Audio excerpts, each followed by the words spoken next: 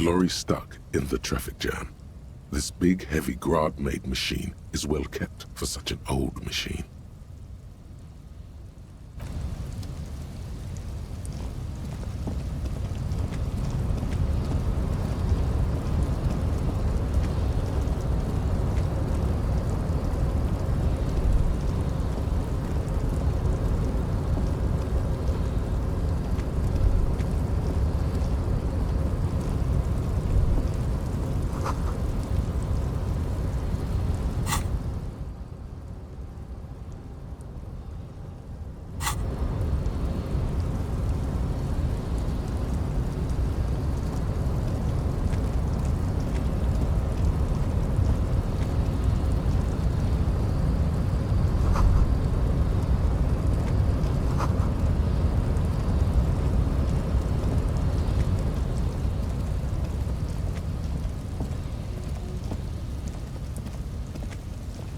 A lorry stuck in the windows are clear. They've been recently washed. The driver has adorned his space. The back end of the cabin, a book with ragged edges, catches your notice.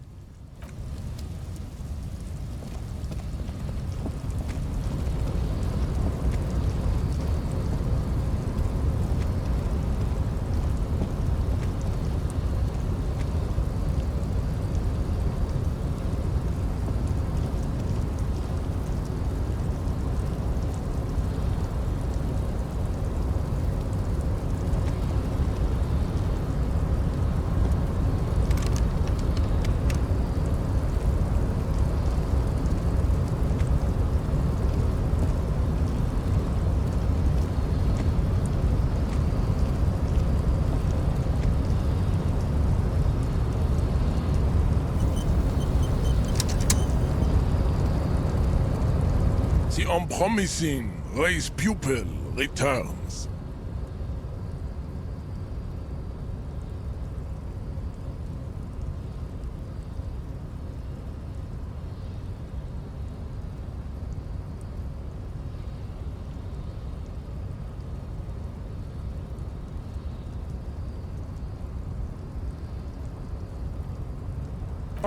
Don't be vulgar. White or not has got little to do with this. The race enigma runs. Mr. Claire is a... He looks toward the harbor, motionless. Advanced race theory. Everything is calm in the eye of the race storm. Your mind is lucid and bright. The mind-bending phylogenetics appear more distant and, to be fair, a little ridiculous.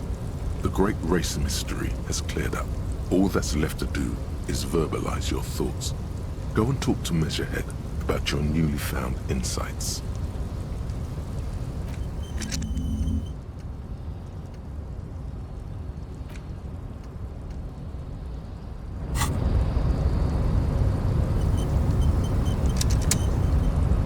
The unpromising race pupil returns.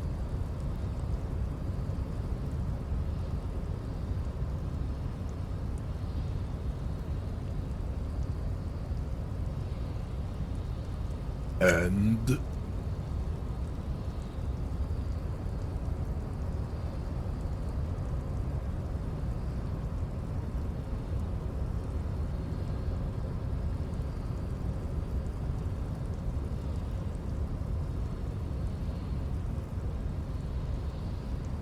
everyone can see that. It has little to do with the race enigma. Baby, don't be mean. Give him another chance. Anything for you, babe.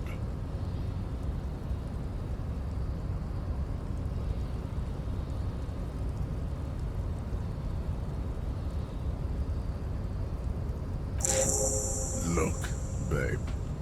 The fossilized rock and roll rebel challenges me, a figure of authority. He is trying to reinstate his individualism with swear words taken from rock songs from the last century. Individualism has really fucked him over, Jean. Impotent subject of pop culture. I take pity on you. You clearly want to enter the harbor bad, like a little boy wants to go on the potty. I can press the button for you. It will open the door. Very well. You may enter the door once. Our race conversation here has concluded.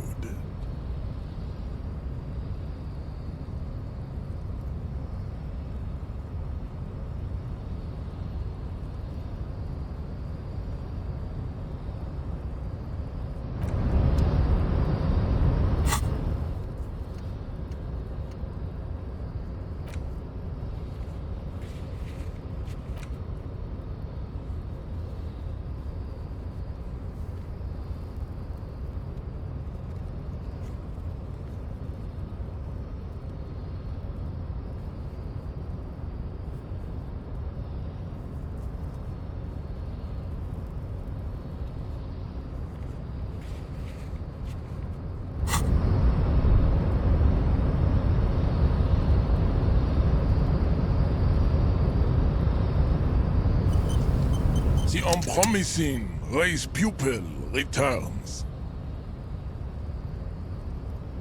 Racists are generally not very good examples of their race. I am not like them. I am craniometric perfection. I have taken the trouble to permanently draw a phrenologic grid on my skull and features. This should dispel any doubt. The drawings are precise and look true to their pseudo-scientific ambitions. One thing, however, it is not entirely free of throwbacks in the phylogenetic tree. His large jaw, for example, could be a trait indicative of criminalism. Also, his earlobes could be smaller. The size of the earlobes is not a real craniometric criteria. Everyone knows this. Your earlobes are flawless, Jean-Luc. Yes. You exhibit forward projection of the jaw, indicative of schizophrenia and sexual inaccountability. From a purely aesthetic standpoint, the dimple in your jaw makes you look like a baby. This is not craniometry, just an observation. It is impossible to see any more of your bone structure. It is covered in the ravages of Al-Ghul. From what remain of your features, I can see fleshy lips, baldness of the head, and long arms relative to lower limbs. This leads me to conclude you are not a police officer. You are a common criminal, an offspring of murderers and sailors from Sur-la-Clé and Vesper, and possibly even the degenerate sheep herders of Ubi. Your racial heritage is uninteresting. It is the same as all Rivasholians. Your parents and their parents made the decision to reproduce while under the influence of Al-Ghul. That is the only reason you are here.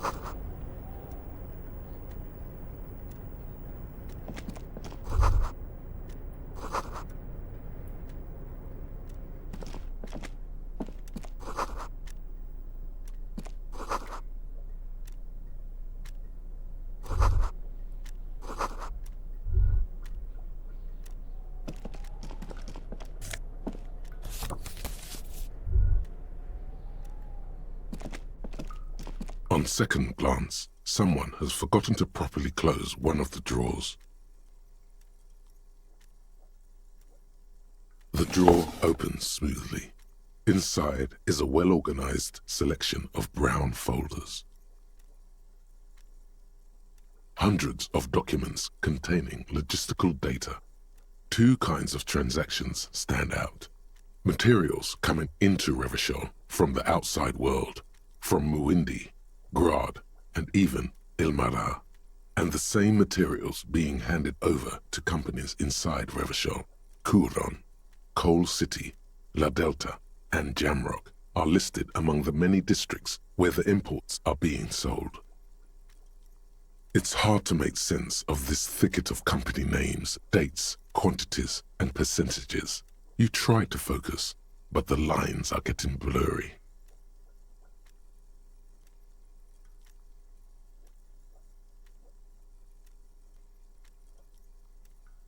The drawer slides. The file cabinet stands steady as ever. Whatever's hidden here is hidden well. Concentration isn't enough. Only a trained accountant with a background in logistics would be able to really make sense of it. However, there is a little handwritten note stuck on the side of the drawer. It appears to be a to-do list written in large, uneven capital letters. Remember, Leo, Everard's shoes, special whirling borscht, water Everard's plants, sweep office floor, more banners. All items on the list have been crossed out and the note itself is crumpled. Doesn't look too incriminating, but still. Remember, Leo, all items on the list. The drawer slides.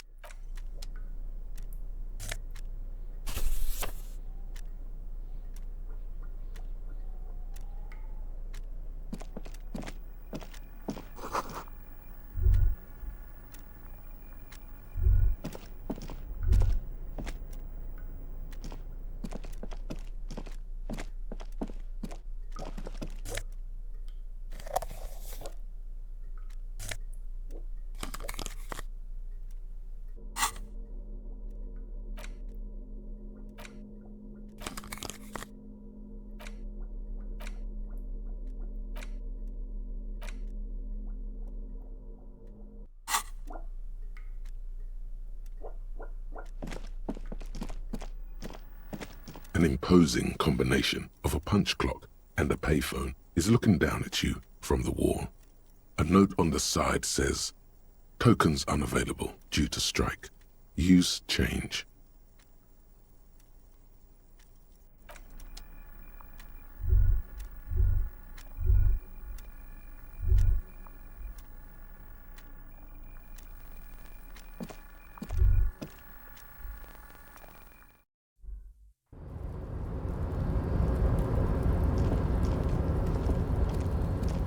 Looks like someone left his tarpaulin cloak hanging on the railing here.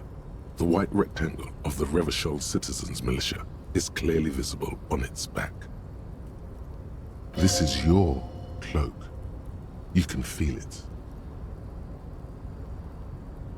As your fingers touch the tarpaulin, it almost feels like the cloak wants to deliver a message of comfort through your fingertips.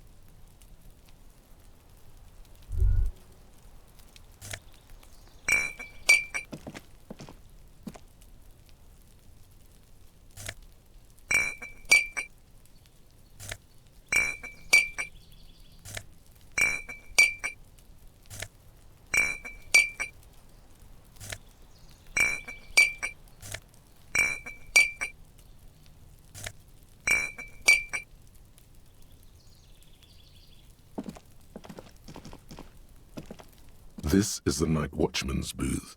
The name on the door reads, René Arnaud. Listen, it's okay to take a few minutes to yourself. Sit down and have a breather.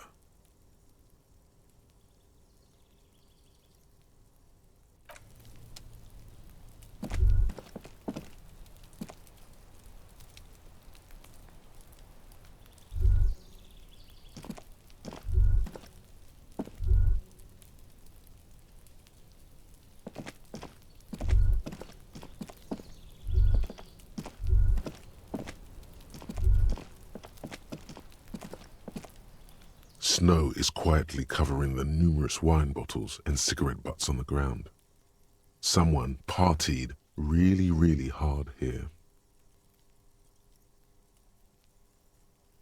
Well, they went through 6 bottles of potent Pilsner, 3 bottles of Commodore Red, and almost 4 packs of cigarettes.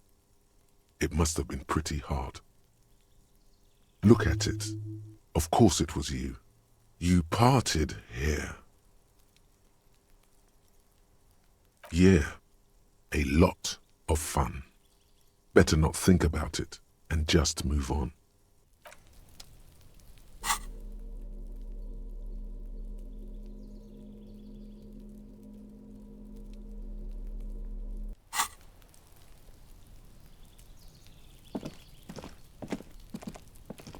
This is the night watchman's booth.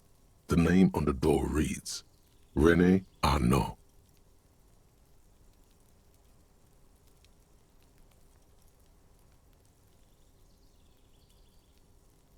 Nothing incriminating catches your eye.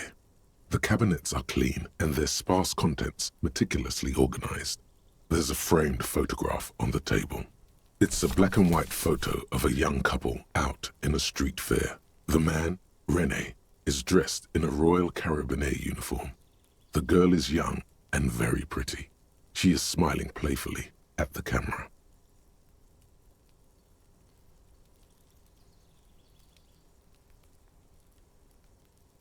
The chair is not as austere as the rest of the booth.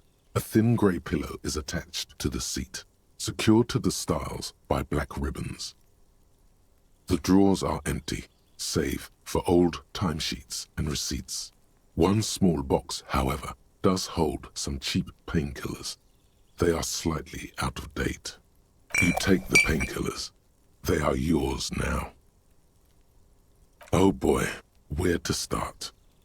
Elevated risk of dementia, mini-strokes, prophet's disease, sudden death, hair death, erectile malfunction, critical flatulence, watery blood, black mucus, uncontrollable weeping, increased sensitivity to la opera, inoperable joint disorder, total spinal collapse. Maybe this was a bad idea. You stand and exit the booth.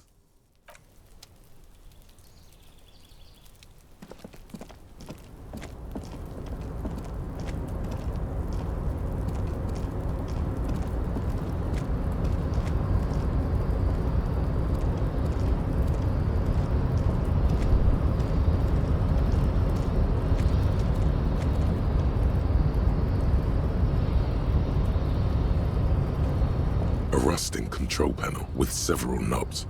2 buttons marked Marche and Arrête are faded with use. It seems to control the large crane above. A container is attached to its hook block. Marche. On. Arrête. Off.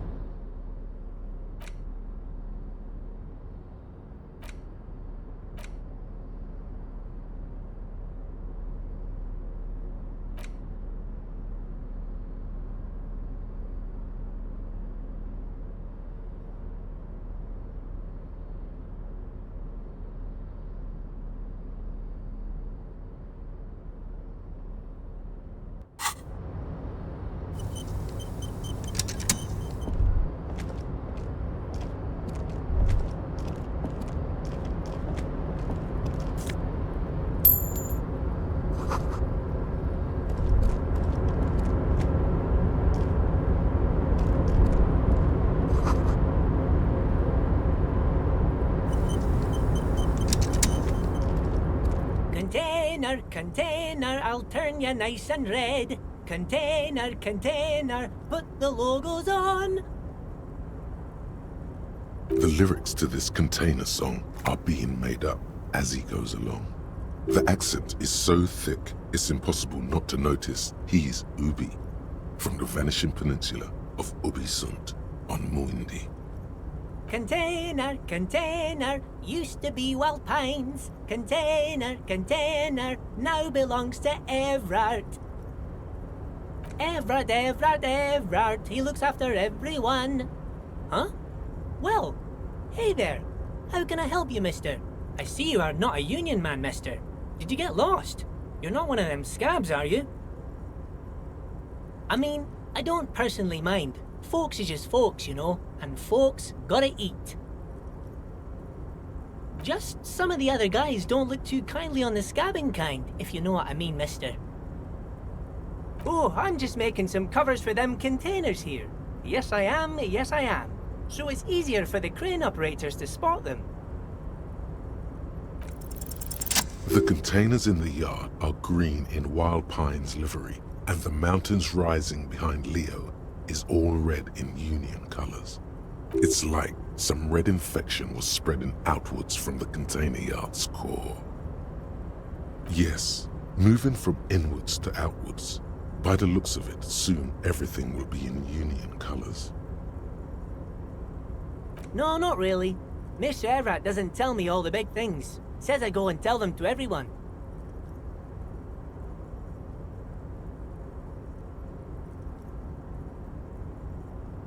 Oh, no trouble at all, mister. No trouble at all. Oh, most of the guys are down at the gates, keeping the scabs from coming in.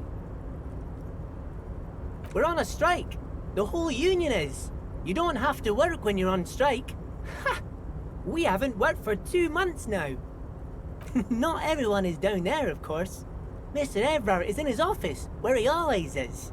And Jean-Luc is guarding the gate. But Titus and his boys got into some drunken trouble and Everard sent them on a nice vacation. For a week or so. Oh, I'm not really supposed to talk about that. That's union business. Him and his boys stirred up something in town. Probably drank too much and got into a fight or something. I heard Mr. Everett telling them to take some time off. Don't go all bad cop on this simple, friendly fellow. I guess the boys got a bit too rowdy and had to let out some steam. I don't really know the details. That's just how boys are, you know. I haven't been in a fight since I was in middle school. Too late. Leo's mouth is still moving, and the words are spewing forth. Words, words, and look, even more words. This guy could go on till the end of days. Now he's talking about some drunk sawmill owner who... No, he already switched to a prized fishing rod he apparently owned at some point. You know what? Just cut in there with your questions. Oh, yes, yes. I leave all kinds of notes for myself. That old head of mine ain't so good at keeping things in no more. I almost... Of course, mister. I'm more than happy to be helpful. Oh, that one. That should be empty as far as I know. Lots of containers here have nothing in them. They're just waiting to be loaded up. Oh, you want Mr. Everett then? He's an awfully nice fellow, he is. Him and his brother are both nice fellows. They've lived their entire lives in this here neighborhood.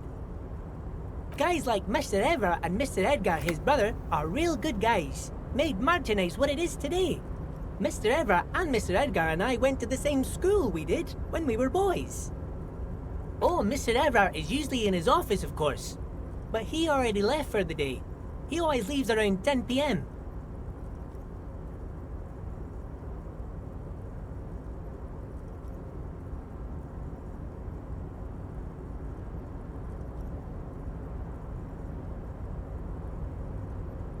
Oh yes, born and raised in Irish, mister. Mum had to leave my dad after he got a bit violent. Took us here to the new world. I was about 10 then, too old to lose my accent then.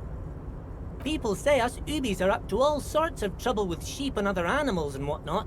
I just want you to know there was never any of that where I come from. No sir, those are just nasty rumours. Yes, yes. Everybody needs a job, and this is mine. I'm Leonard, by the way. Leonard Bellick. But everyone calls me Leo. I'm like Mr. Everett's right-hand man when Mr. Edgar is out of town, and Mr. Edgar's right-hand man when Mr. Everett is away. Actually, Miss Beaufort is the right-hand man, but she's a lady. A real pretty lady with a skin like those Douai Sucre candy bars my missus likes so much. Them are real nice to suckle on once the dinner is done and me and the missus sit down beside the radio. But I can't listen to the radio all the time. There's so much to do around here and I'm always busy keeping things running here. Yes I am, yes I am.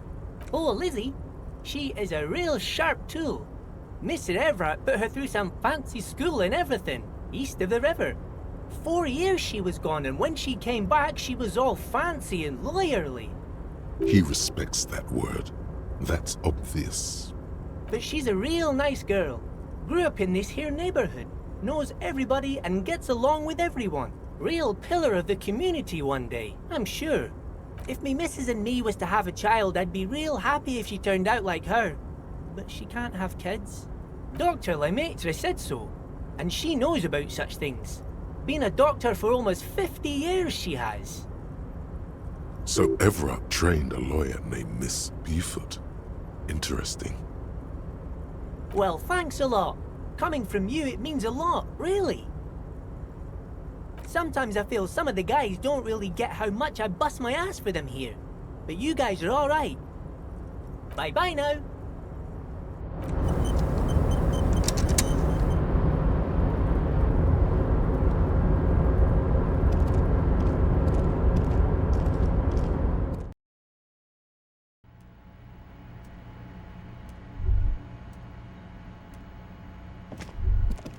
A large table with two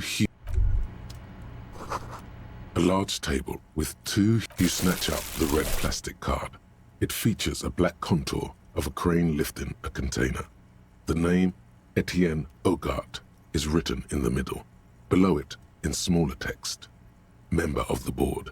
It comes with a magnetic strip meant to open electronic doors.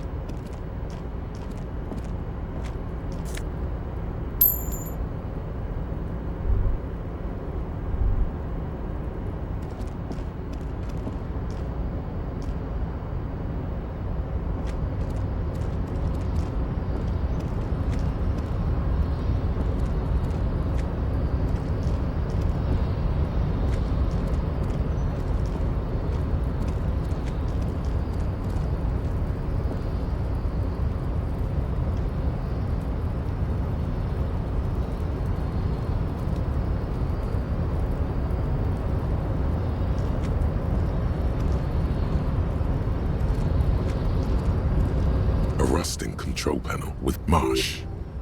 On the crane stands tall, proud, erect, and still. With a loud grind, the crane shifts overhead, moving a massive metal container through the air.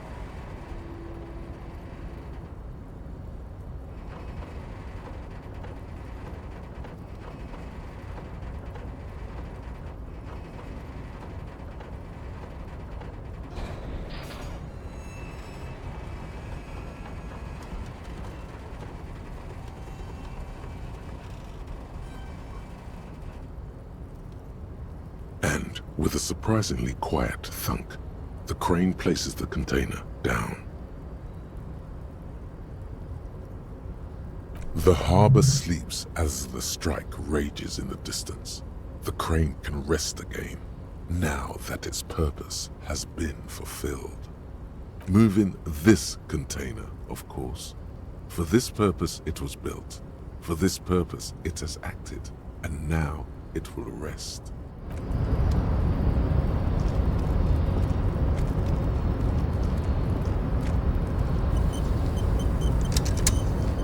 Before you stands a cargo container, just one of many in the yard. The container door appears unmoved by your attempt at flattery. A tough nut to crack for sure, but the strongest containers often have the softest hearts. The door does not respond to your advances. Is it possible that it seems somehow more closed than before?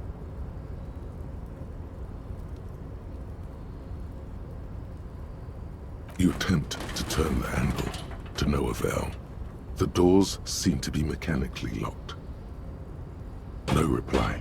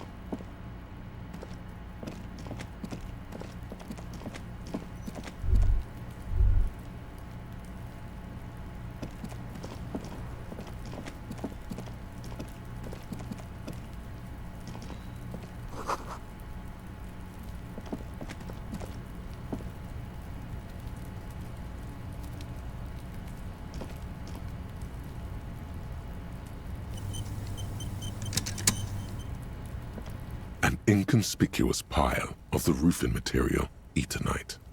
It's nothing. Someone just left some roofing material slanted against an old shack.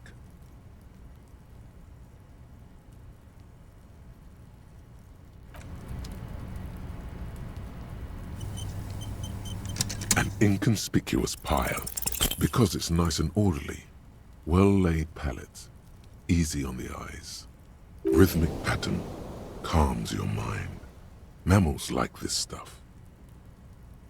No, there's more to this. You get this strange feeling. Hard to say. It's gone now. Feelings pass, you see. Especially the small ones.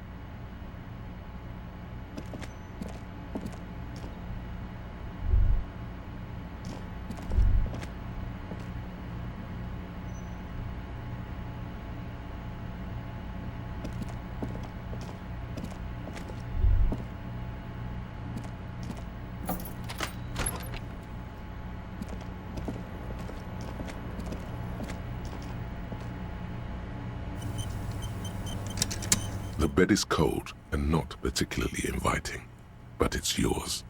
The sheets look awful. The sheets feel at once coarse and clammy against your skin. The bed sags beneath your weight as you stretch out and finally close your eyes.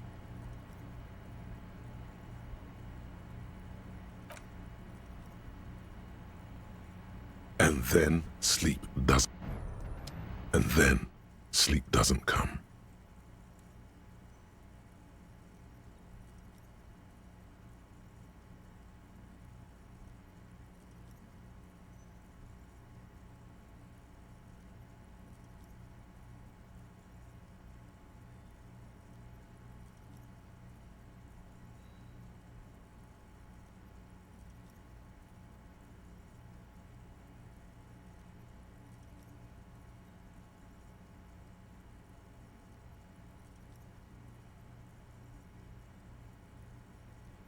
Obviously, you're in bed with your eyes closed, but it's not happening.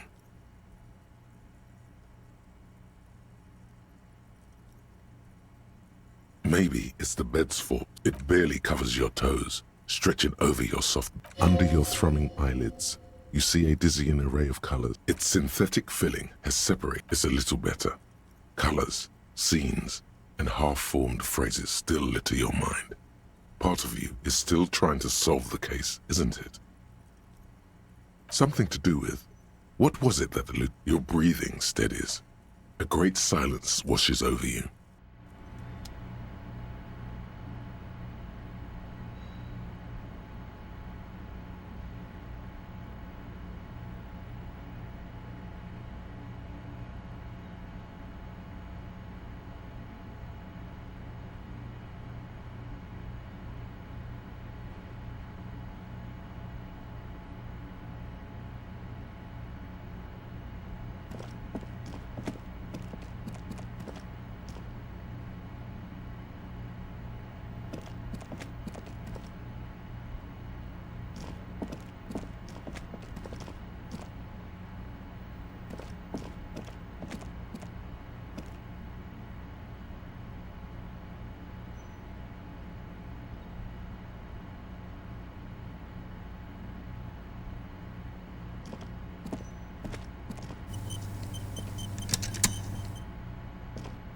Do you remember the scent of your childhood?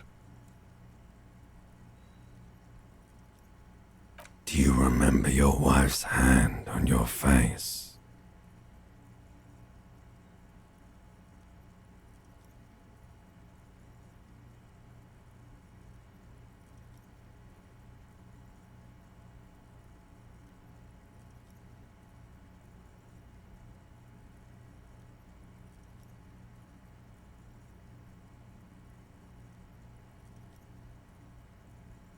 Do you remember the warmth of her thighs, between her legs and in her mouth?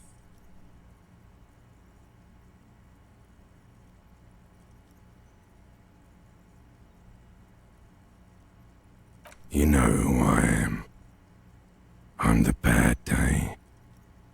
The one where you ask her, and then later in the streets, wandering.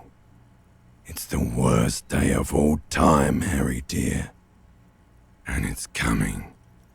She will hear about it on the phone.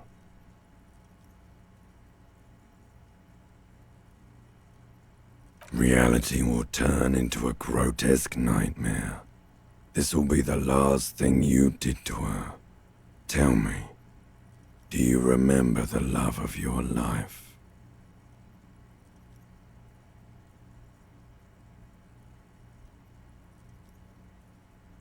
That's right, funky baby.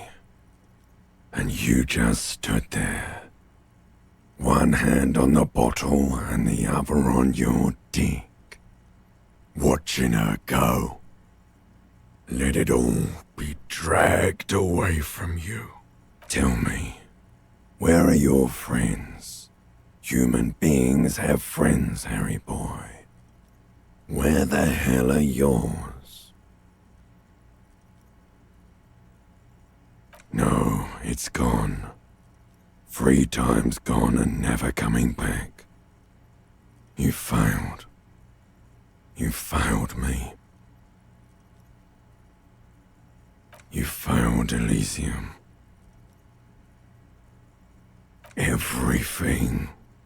The Pale and the Islas. On the surface. The outer magnetosphere. Burning, furious truth. 8,000 years of written history. You really dropped the ball, Harry. 4.6 billion people. And you failed every single one of them. You really fucked up. No, Harry. You were just talking to yourself. That's all you ever do. Even in your dreams. And the act is wearing thin. The spots of the disco ball fade around you. You'll be back in those cold snakeskins in no time, sweating up the bed. Stinky boy.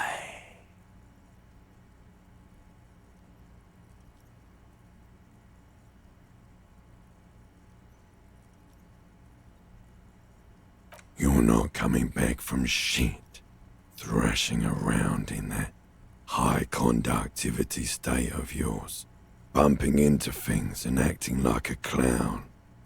Who are you kidding?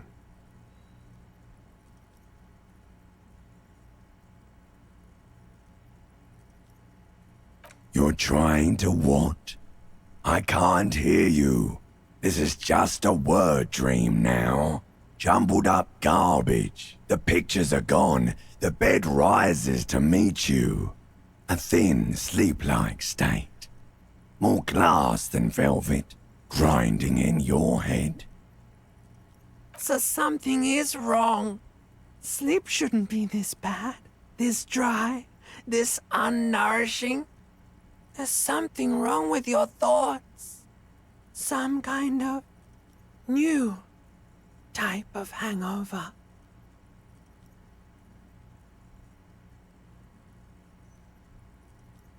Oh yes, party boy, and it's worse than the one before. Just think of the shit you saw. Here it comes too, so soon already. A silent alarm goes off in your head like clockwork, barely let you sleep at all. Time to get those clothes on, Harry. Time to go to work in the shit factory.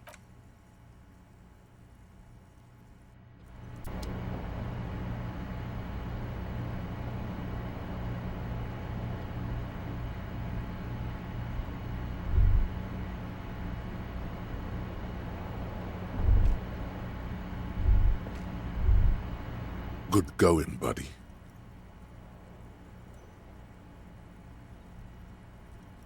Yes, wait till you see the one with the chick in it. It's gonna be a good one. You feel even worse this morning than you did last night. You don't know? You don't know? Some broad that messed you up. It'll come to you. It always does. You mean, why are you so tired? Too tired and down to even think? It is worrying, isn't it? You can't, it's just that your heart has finally pumped all the speed out of your system, Buster. Time to get some more. You're too weak to say no now. Waking up is the worst part. Maybe somewhere down the line you could decline. Speed is a potent central nervous system stimulant. It kept you propped up all day yesterday, despite your debilitating hangover. How else did you think you even got up from this floor? It's power, man. It's professionalism. It makes you feel like you're young again and ready to detect. Ready to go to war against the world.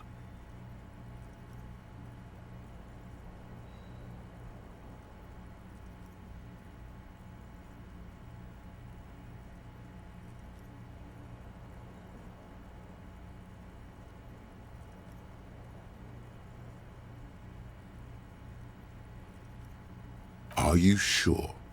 Ready to live as this pathetic shell of yourself for days? Basically, a week.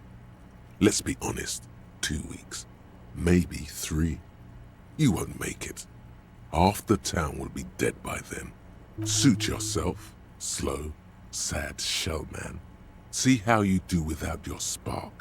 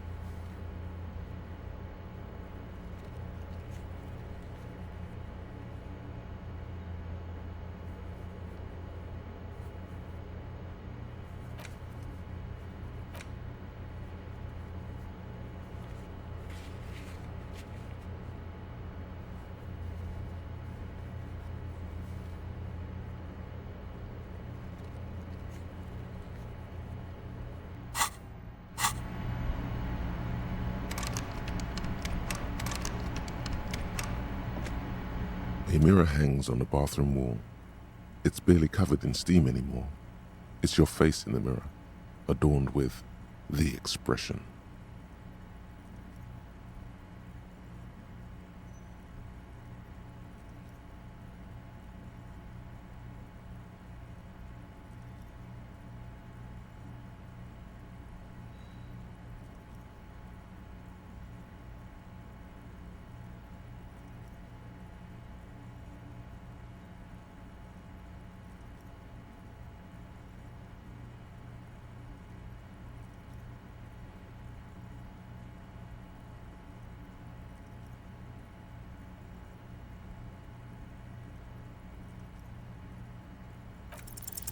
Still not happening. It won't come off that easy.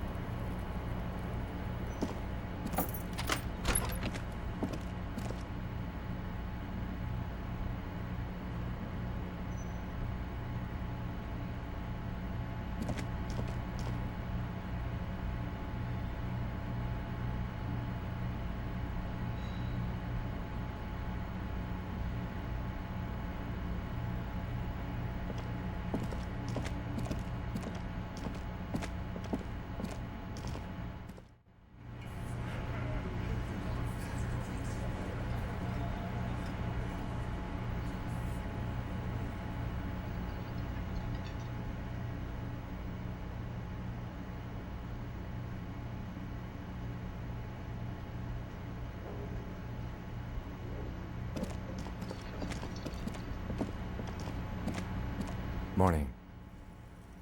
Looks like we can get to work at once. The union muscle turned up. They look rowdy. We should talk to them. Everything points to the dock workers' union. The belt used for hanging him, tracks in the mud, the circumstances in Martinez, my preliminary information.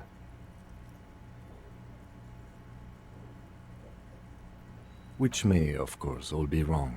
But we still need to talk to them, and it won't be easy.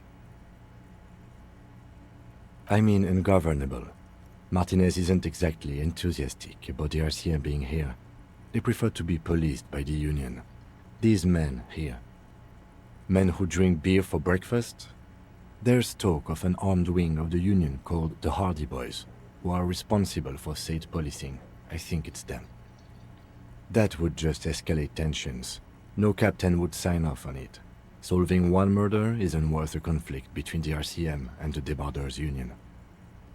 In fact, even the death of 2 detectives might not warrant an all-out war. So let's keep a cool head, okay? I completely forgot. Sorry, I had a rough night's sleep. It's them by the looks of it. Loud and nasty, just like the manager said. One loose thread less to worry about, and one big problem to replace it. One more thing before we do. We don't have to talk to them immediately. We can walk right past them, continue with our business. Yeah, streetwise. Zoom right past. Do it on your own terms. But aren't you curious to know what they have to say about the murder?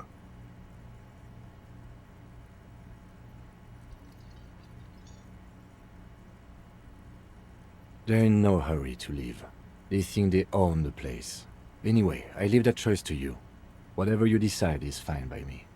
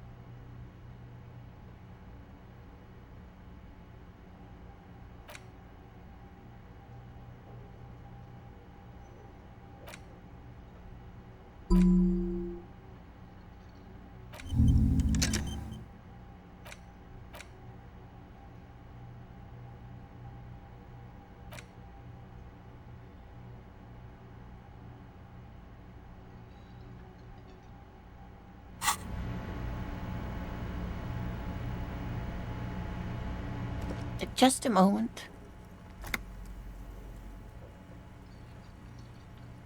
And there's no public phones nearby?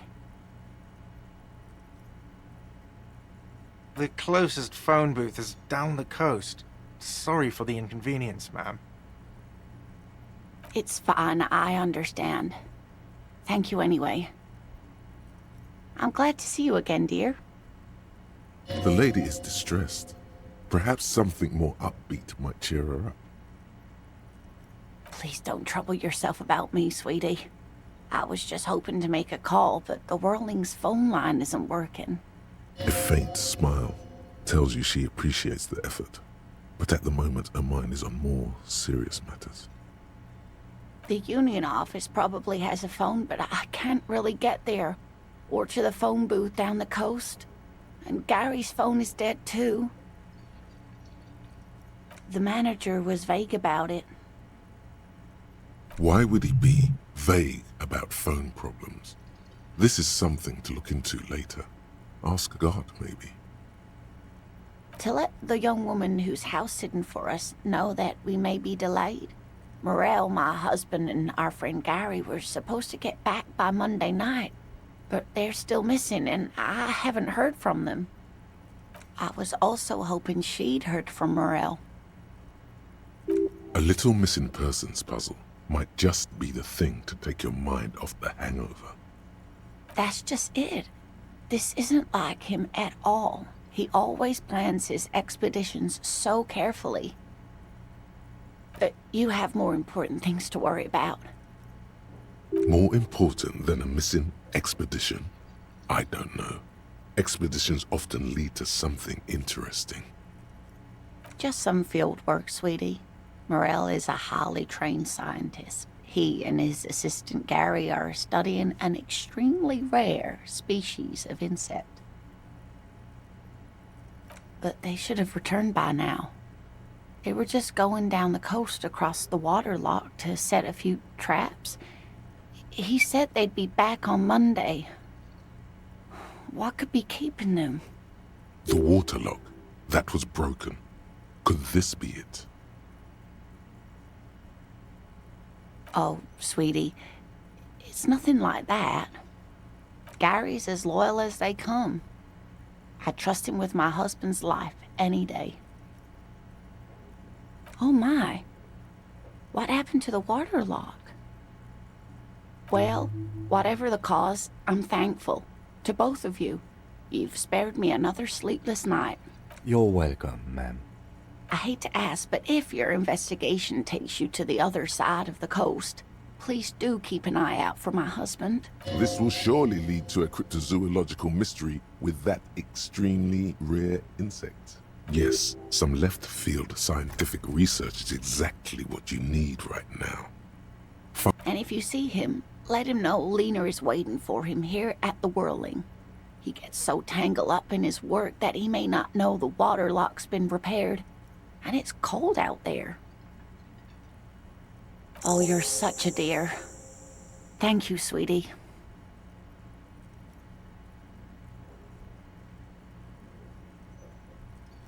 Oh, sweetie, it's fascinating. But I shouldn't bore you with entomological minutiae. The lieutenant gives you a sideways glance. Well, it's a phasmid, technically, but... Ah yes, Phasmatodia. A diverse group of insects whose bodies resemble twigs, leaves, that sort of thing. Ghost insects, colloquially. Oh yeah. Here comes the interesting. Where other phasmids imitate sticks or leaves, this one's a living reed. It disguises itself among the reeds here on the Insulindian coast. Hence its name, the Insulindian phasmid. Perhaps you'll end up co-discovering the phasmid with us, officers. To be honest, this animal sounds like a cryptid. You wouldn't happen to be searching for some kind of gnome of Jeroma, would you? I smell pseudoscience, he's thinking. Not a big fan of that. It's simply elusive. So much so that most establishment zoologists doubt it exists at all. Establishment. I thought so.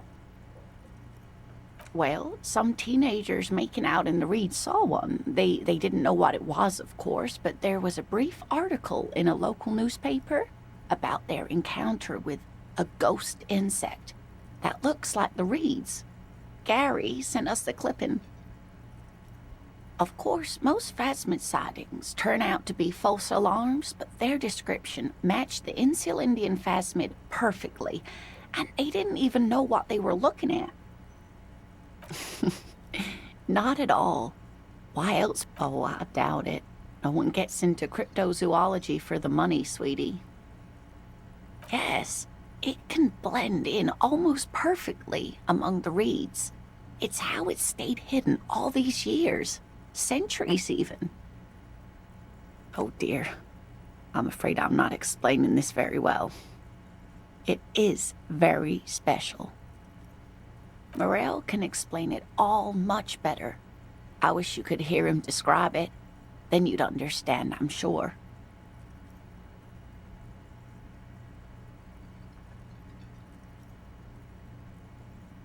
Oh, yes.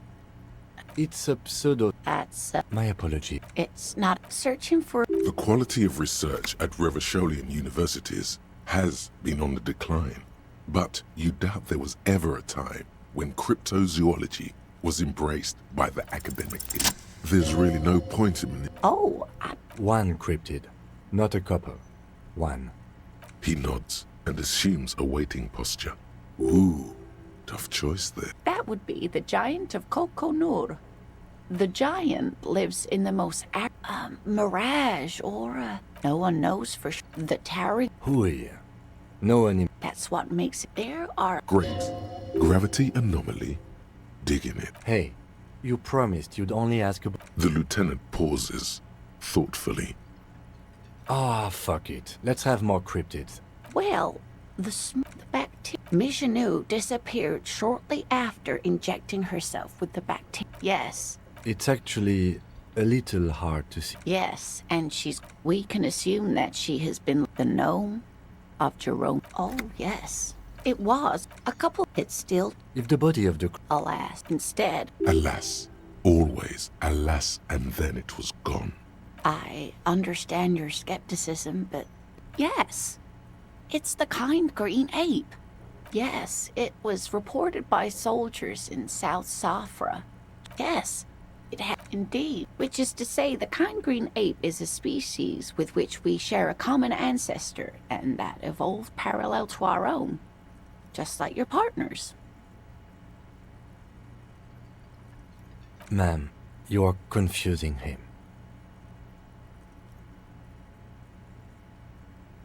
Please don't miss out those. Yes, advantages such as the flakier texture. What an Of course.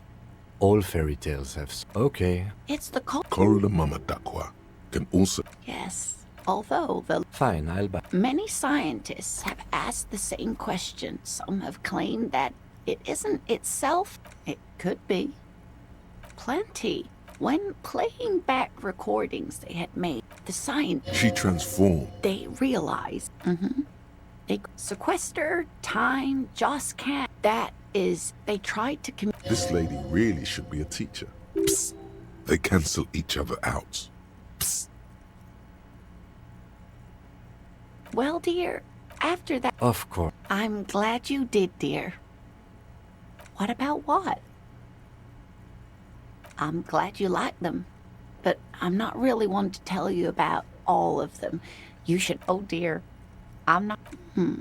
You can't go around Revachol feeling grown men's hands.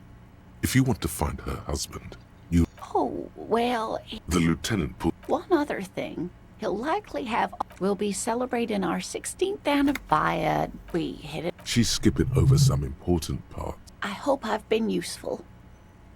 I hope you were able to pawn that old trinket.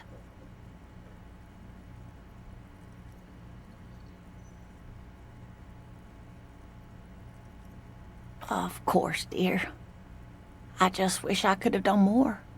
You know... Of course, officers. Is there a... I'm glad you like them.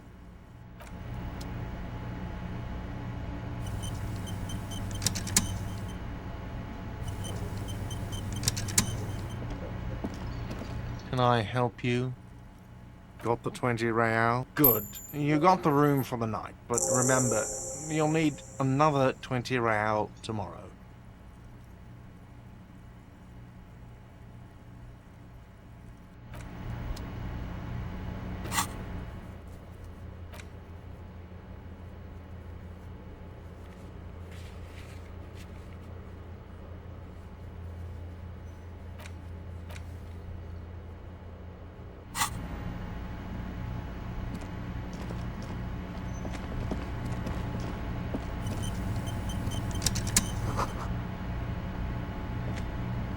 The man ponders his cooking utensils and gives you a little nod, acknowledging your presence. He looks up at you. Shrugging is an international sign for... You see a heavy steel door.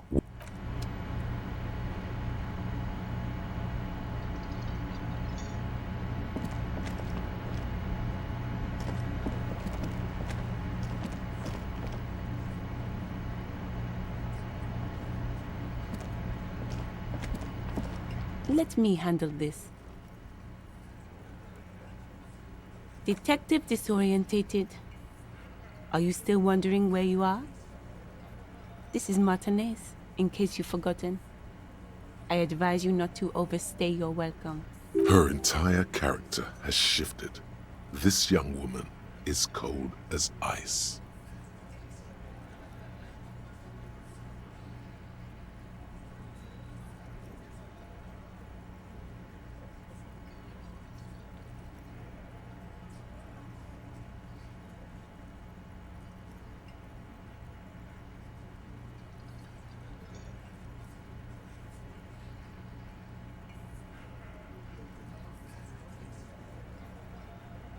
No, I am not a gardener. I'm a legal counselor for the Dock Workers Union. So let's get to it. You're looking for Titus Hardy? You think he has information that will help you? Maybe he does. That's Titus. Talk to him. But know this. I'll be keeping an eye on you. No strong arming. Nothing official. The District of Martinez does not recognize your authority to make arrests. It doesn't matter if you recognize our authority. We will make an arrest if we have to. She says nothing. Her glare speaks for her. Could this be the Miss Beaufort that Easy Leo mentioned? The one Mr. Everard sent to law school? Like I already told you, I'm a legal counselor. Do you have hearing problems? Aggressive? You make your living enforcing violence. These people are just dock workers. Just dock workers? Do dock workers spy on the police? We let you off easy, miss. Don't think it will happen again. Listen, you moral intern lackeys. You're a mob, enforcing the unlawful privatization of Revachol. 20 fat men in the Occident are... Fuck yeah. So ask what you came to ask, or get back to your commanders.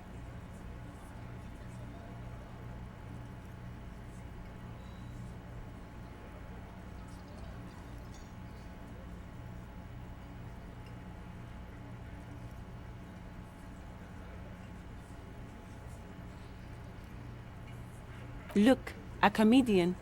Do your job. Strange. It's as if people don't believe a cop could be a socialist revolutionary.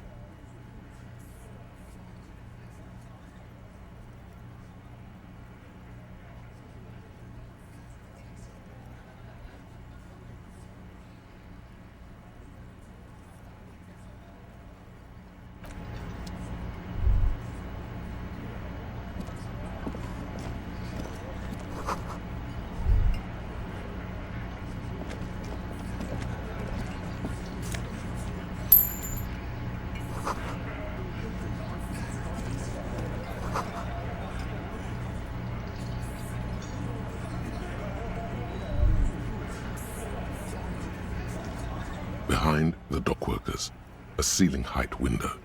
The hawthorn branches scrape the glass like bony fingers. You see 2, maybe 3 bushes grown into a single thicket over a period of circa 50 years. It takes time for a hedge like that to form. There's a little slide panel up there. One can't see into the Union box from the yard outside. That hawthorn is too thick. Nothing. Just black tangles like the hair of an old woman. Motionless. The wind in the yard doesn't reach the hawthorn, nor...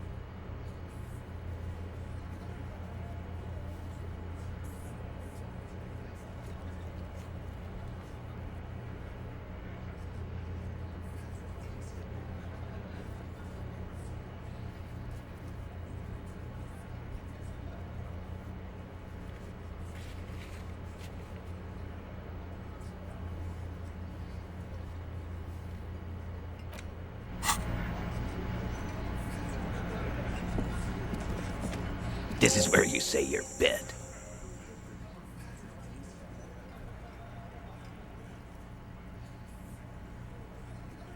Detective.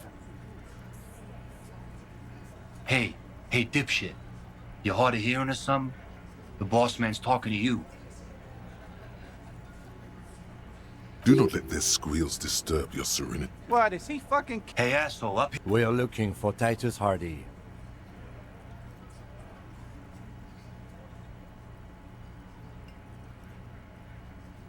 Oh, this is about him.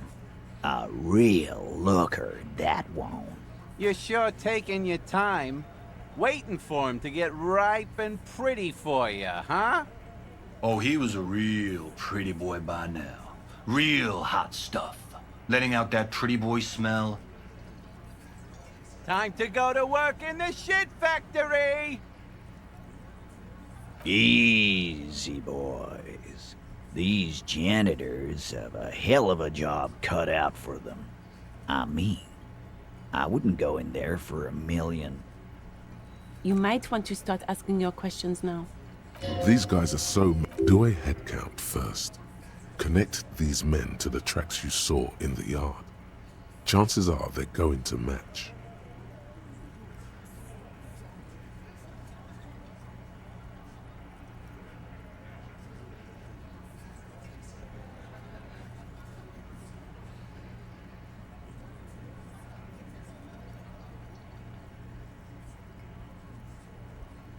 Starting from the right, boot size 44, blonde man sitting on his right, standard working boots, size 45 or 46. Across at the other table, hobnailed working boots, size 43, gang tattoos, Mesk or Sarah Mauritian, in his late 30s. He spent his youth in Villa Labos, a housing project in the Jamrock Quarter. There were incarcerations, hard to say what else. And then, standard working boot, steel reinforced toes, size 46, the big dick, wide at the shoulders and lean at the hips, rugby cap, finger. The emblem on his vest says Rowing Club.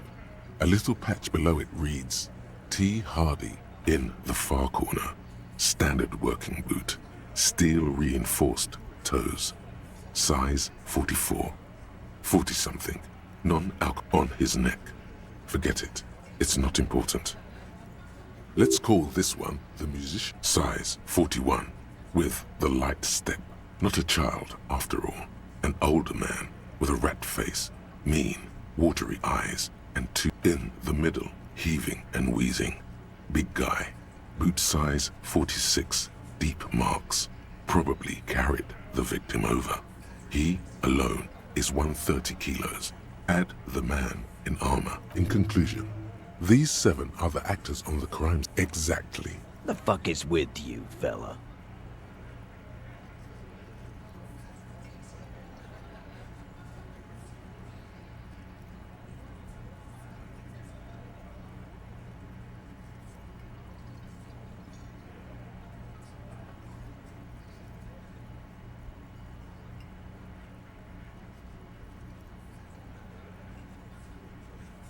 The pretty boy. You guys really love talking about that pretty boy. Funny. But my partner and I have a serious matter to discuss with you.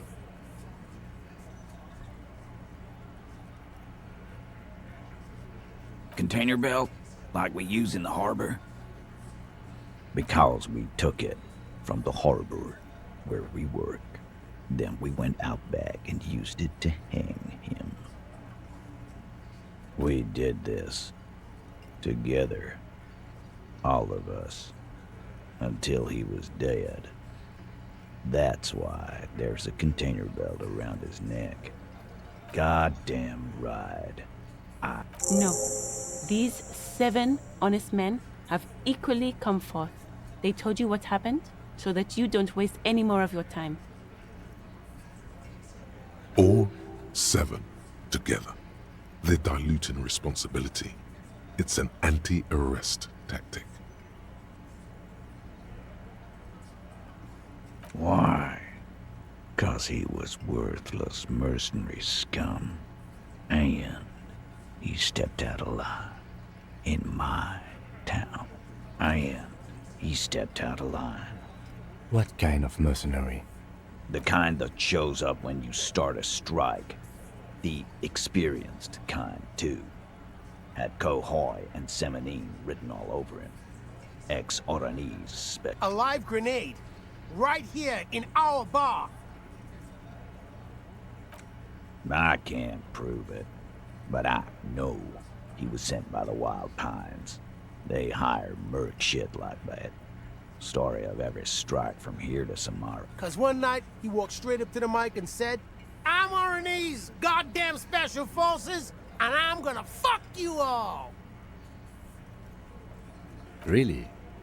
Yeah, really. Had a gin and tonic up there, sang some RNA's paratrooper song, and said he's gonna fuck everyone. We couldn't believe it either, but he fucking did, right there. Like some kind... Sire, the tale is true. This is a serious violation of the karaoke code. Wrong. He harassed women, raped one, harassed workers, threatened to kill some as a warning.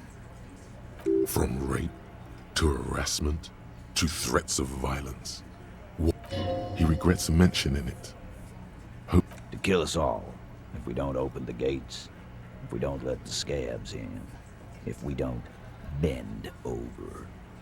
That was before. Yeah, he said it was his favorite joint now. Started coming here every night. Drinking, grabbing girls. Grabbed one of ours mid-karaoke, right there on the stage. He grabbed someone? Yeah. This girl's on the mic. A beautiful girl, young. Gets into the second verse of Lover Lake.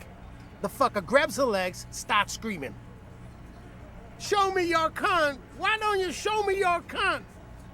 Then, he gets knocked on the head with a wine bottle. Doesn't even fall down.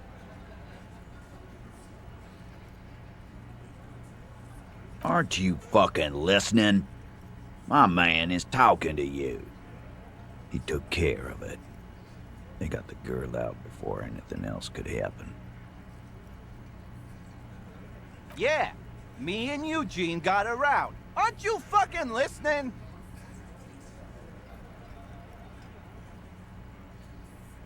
There's something odd here. Seems like they don't want to talk about that rape Titus mentioned.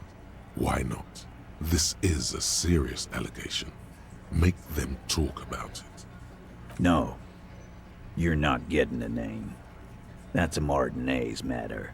And I'm not discussing it with you clowns. There's nothing you can do for now.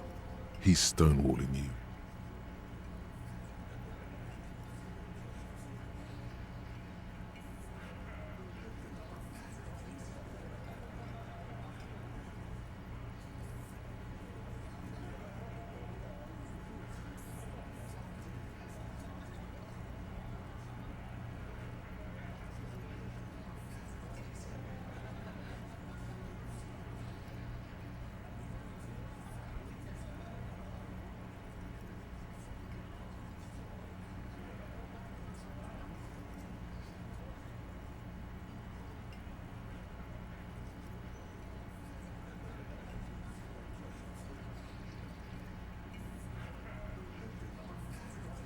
How many people have you sent to the Shays? Chaise électrique is the method of capital punishment in Revachol under the Coalition. During the suzerain's reign, it used to be the firing squad. Or send them to Reunion to rot. For 20 years. For life.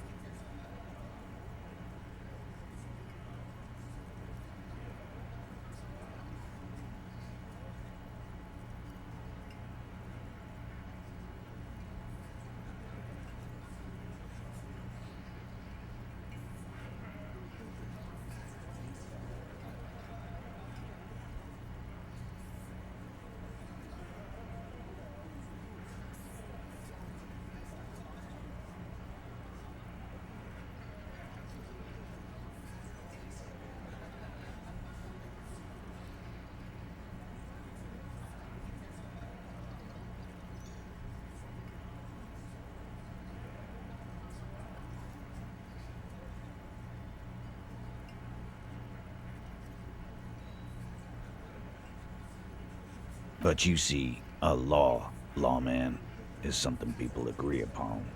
And here in Martinez, we agreed that this man had to die.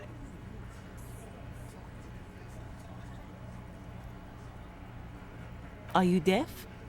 There will be no singling anyone out. You can't arrest a Hardy Boy without arresting all Hardy Boys. Do you think you could do that? A trick question. Don't let her lead the conversation.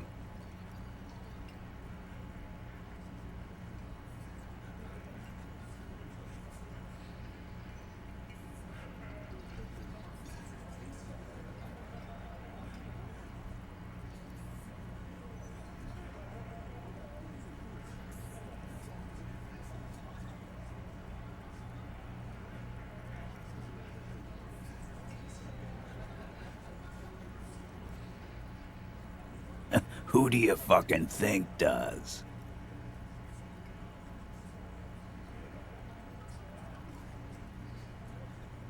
That's right, asshole. Titus Hardy runs the Hardy Boys. Ain't that so, fellas?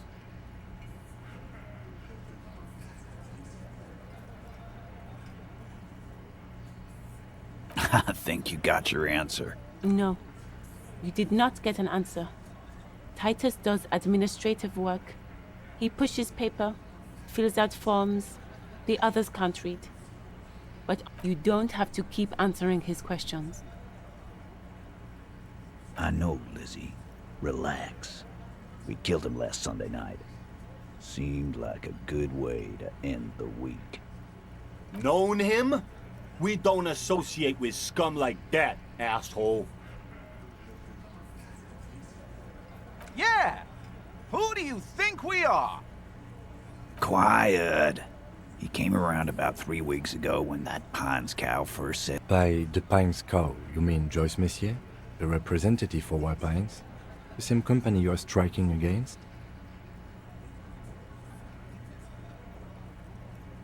No.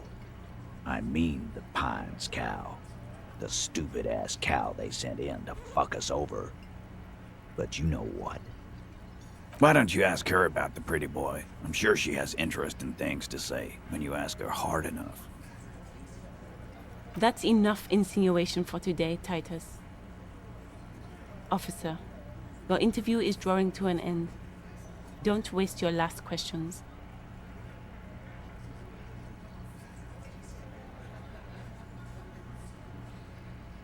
We hanged him up by his neck until he got real still. Didn't they teach you anything at the cop school, idiot? This is where an autopsy would come in handy. You have to work with what you know.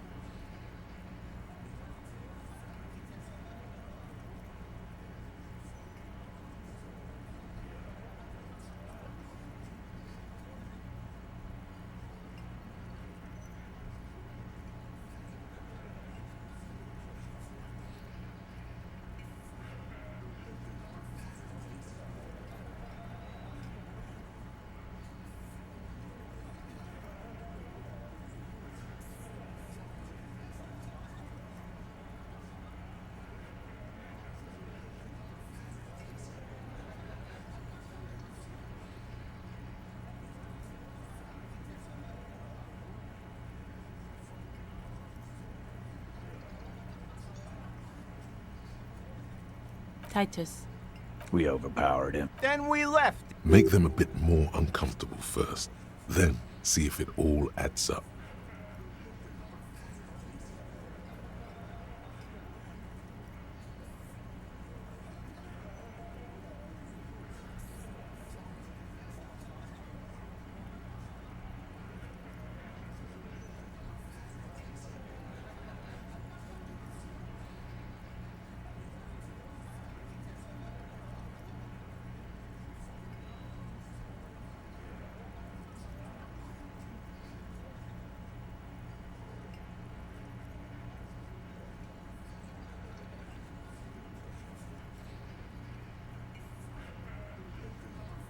With numbers, asshole.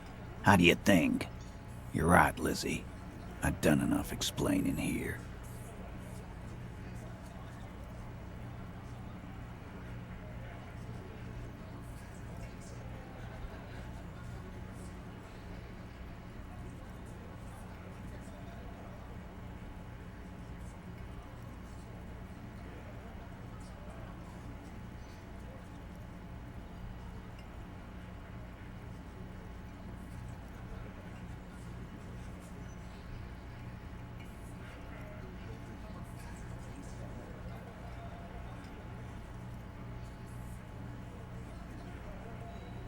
No, he hasn't. Not yet.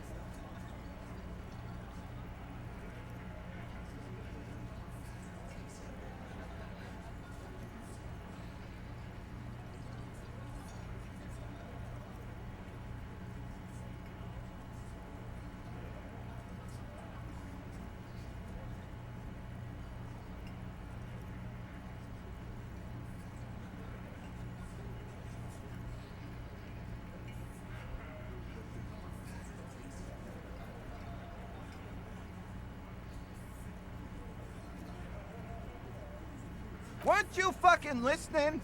The fucker came to our bar. It happened right here.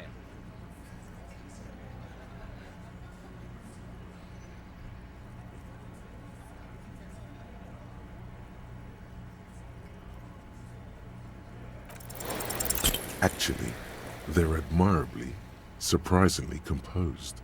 The entire room. Well, this one. But he's always fidgeting, so don't get you. Like what, Copper?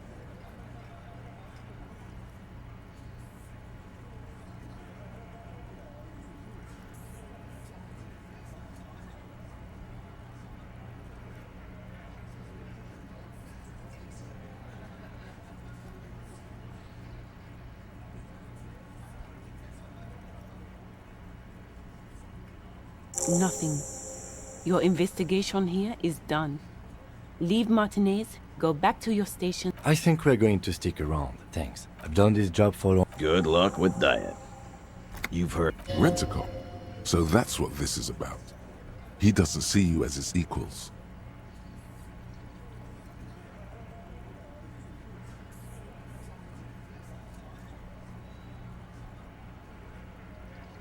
What are you talking about? Or what? Actually, boss, we've been talking and we think she could... This person, Glenn, she? Shut the fuck up, Glenn! It has to be good. So let me... That's right. You're not cops. Good. We are... There's no point in pushing it further, he thinks. This is... Again. Good one, Titus.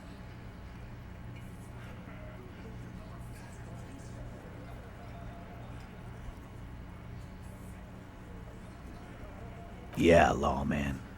Why don't you? It's almost an anthropological sight, watching him try to assert dominance over you.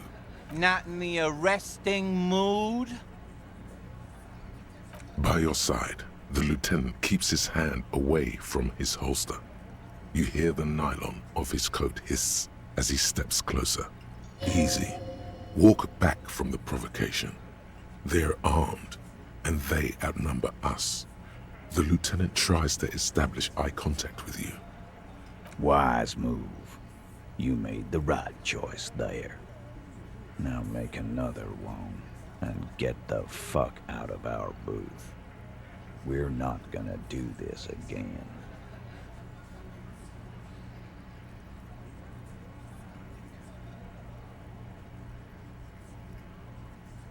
About fucking time.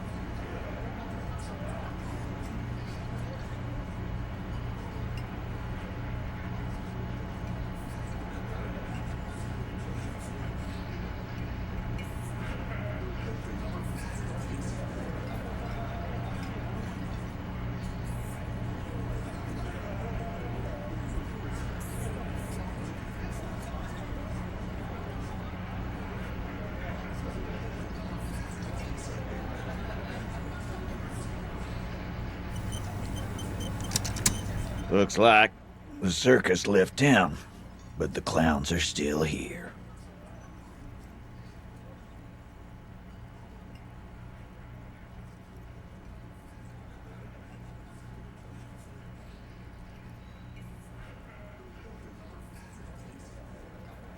Again. Good one, Titus.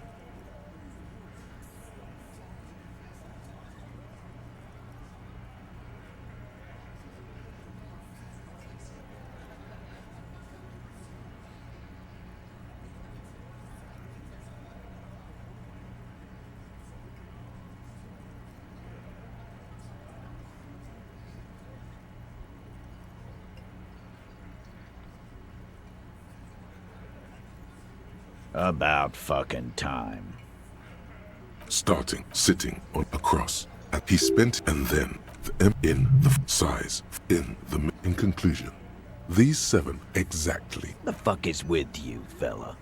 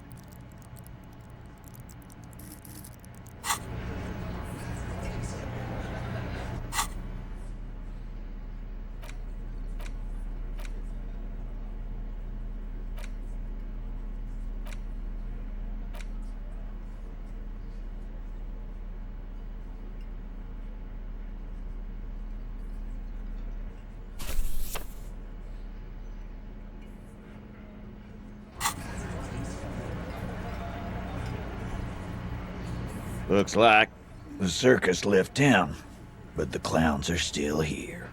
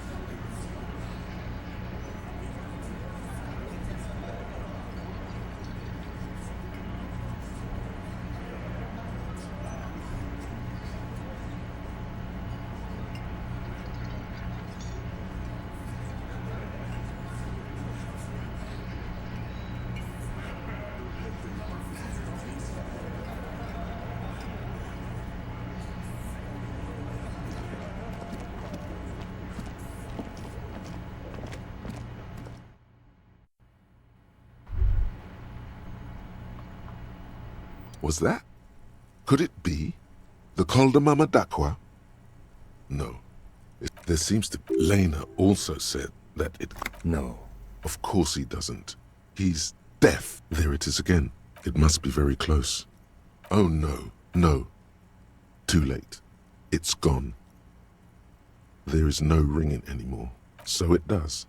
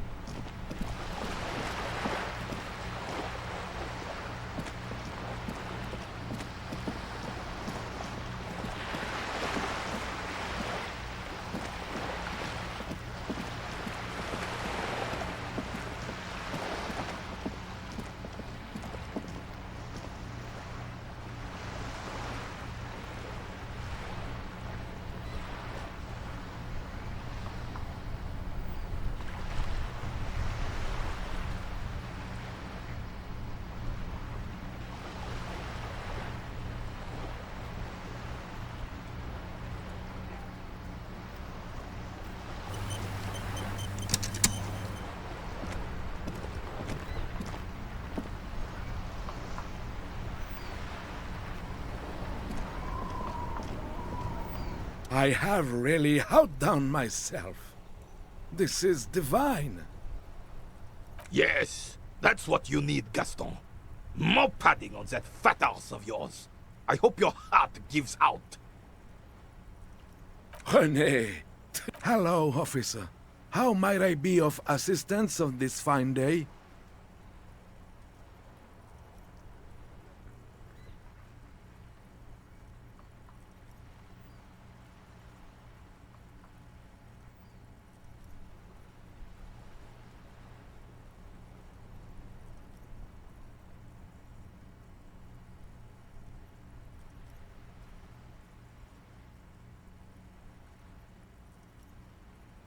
I'm sorry of... The only one you have.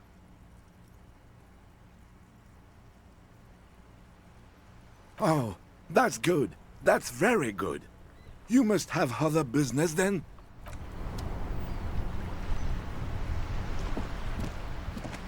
We're still waiting for a replacement for the bull you sent sinking. What is this? Now. No need to get angry again, René. I'm sure the officer tried his best. The best, huh? This isn't even a bull. But fine.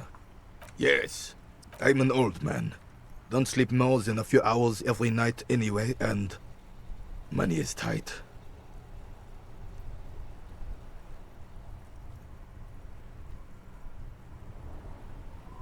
Yes, it does.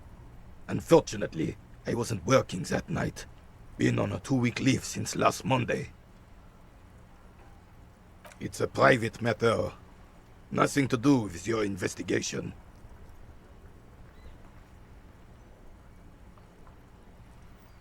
You see, officer, René is the kind of man would rather die than admit he needs medical assistance or, God forbid, sick. I'm fine, goddammit!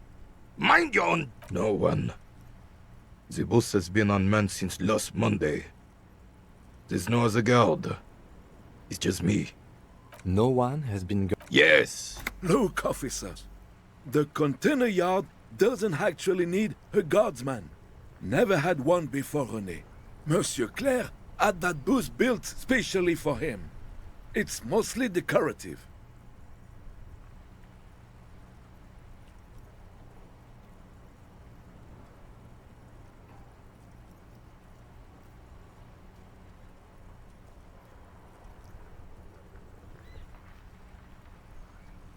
The possibility of someone being in there is enough to discourage any ill-minded individuals. Evrard created this job for René because he knows the Royal Carabiniers' pension of honor and PTSD isn't something a man can live off. A decorated Kingsman collecting tear reflects bad on the whole neighborhood. His words.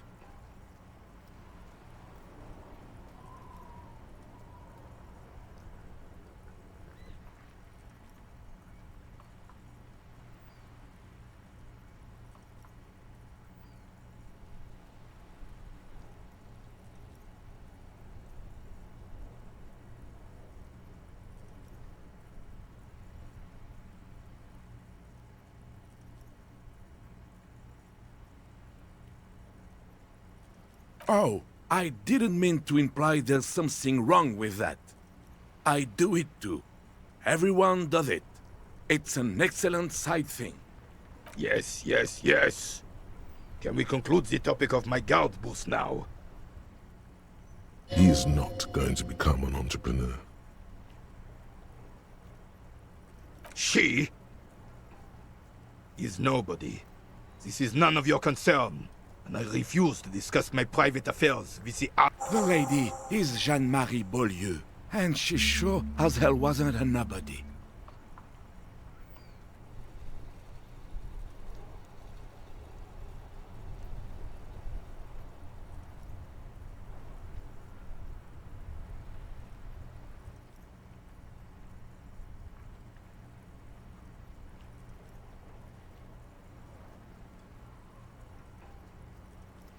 Yes, yes. Like I said, it would be up anyway. Ah, yes! King Philip III! Oh, absolutely. At the mercy of a cocaine-snorting tyrant who emptied the treasury so he could sleep on a bed of gold. A superpower, feared and respected. A testament to what this country can be under the leadership of a true king. Right. Yes. The terrain here provides an interesting variety to a familiar game. Yes. It was left by heavy artillery fire. Why what? Because that's what happens when communards hijack your country, execute your supreme leadership, and turn your capital into a slaughterhouse. You use heavy ordnance to clean up your home.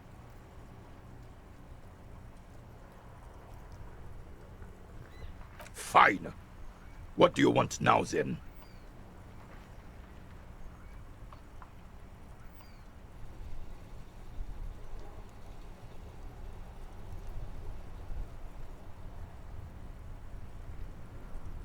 Yes, the Debardeurs Union pays me to stand vigil during the nights. Not out of any political allegiance, mind you. I'm an old man.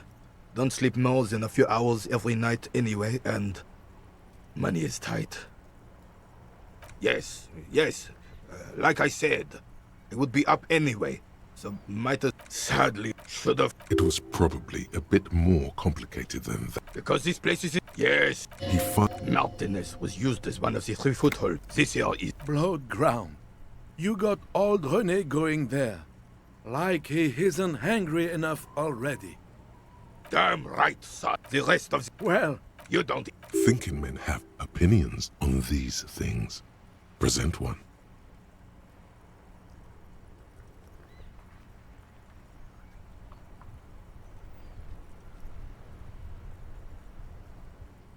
I'm just so damn sorry it had to be the coalition. I would. Instead, this is just what the commies wanted.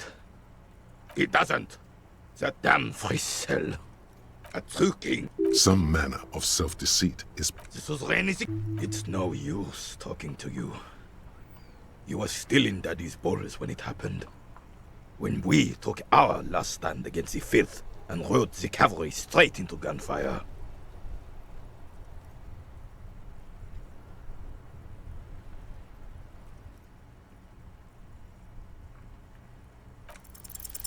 As René turns from you to his partner, 2. The larger one is shaped. A crown, it's the crown, a small, the setting sun. For bravery.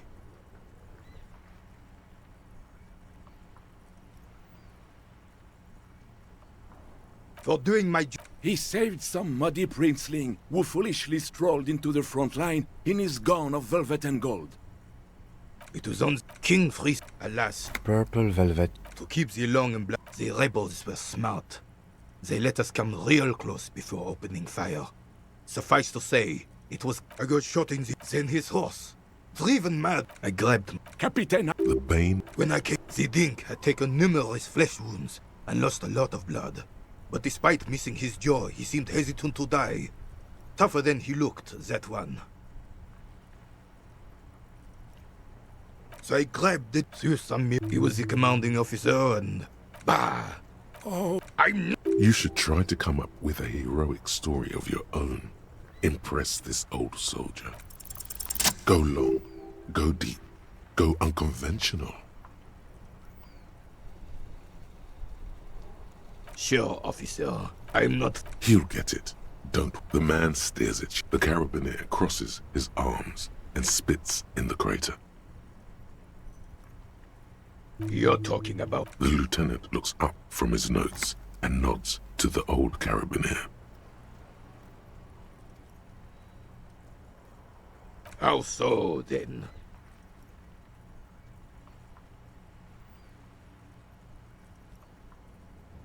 The lieutenant sighs. And I thought getting my knee shattered and surviving on rat carcasses in the trench was bad. Here, have one of my medals. You've earned it, officer. Of course not.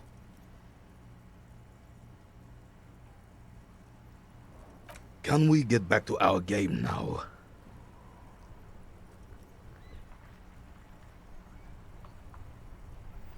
It's a Bell McGrave. 4 points. This one's inoperable. The bolt, I'm not surprised. There. As for the rifle, I don't know what else to tell you.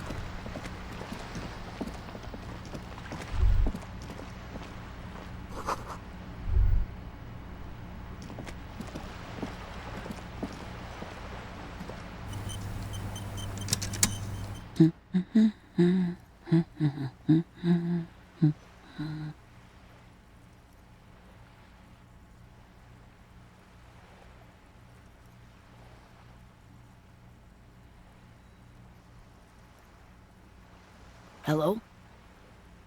Me? No one. I'm just a working class woman. She doesn't really want to be disturbed that much. If she's such a working class woman, why isn't she working? Looking for something to read. It is. I know you are.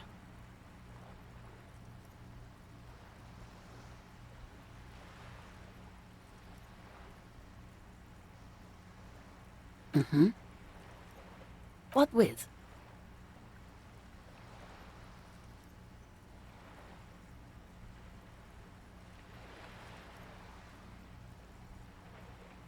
My husband? I don't know. At home now?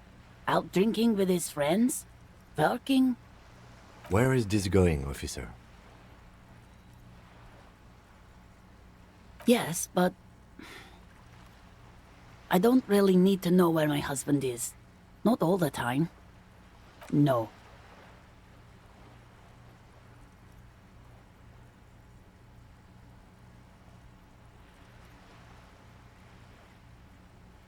Why are we still talking about this? I haven't lost my husband. It's got to be something else then. Why else would you be asking her if it wasn't?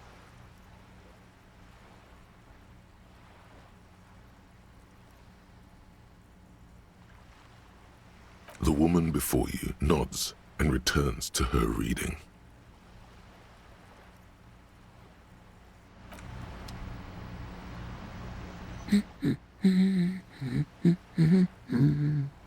No, absolutely not. Are you a policeman? Or they are not? You know where they are. They're at home, smoking. Mm-hmm, I see. I don't mean to... For what it's worth, I agree. But cockatoos can't be stopped when they get like this. It's better to indulge him at this point. I don't even have... It's a trap. Even if I had... Great.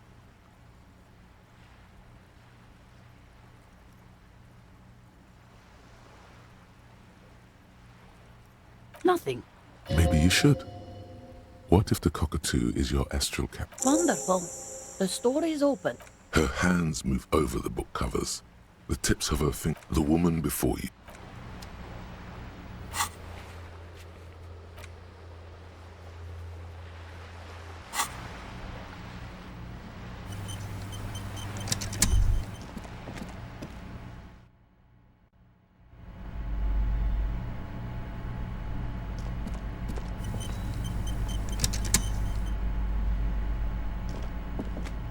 You're alive and well. Don't keep me waiting now. What's in there? In that dark sarcophagus?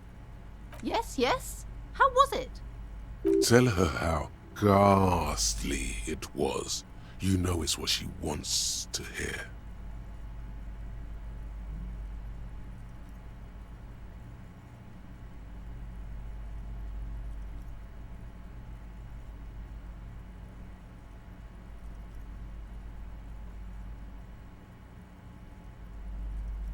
I knew it. Oh, such horrors that have been thrust upon us.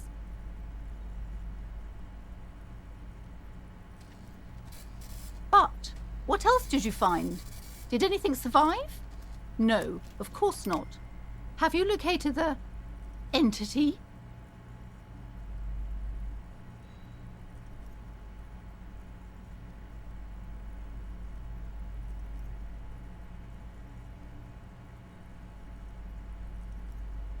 A novelty dice maker? Well, spit it out. Why does she need the dice? For some kind of sorcery? Sometimes they use the ankle bones of sheep.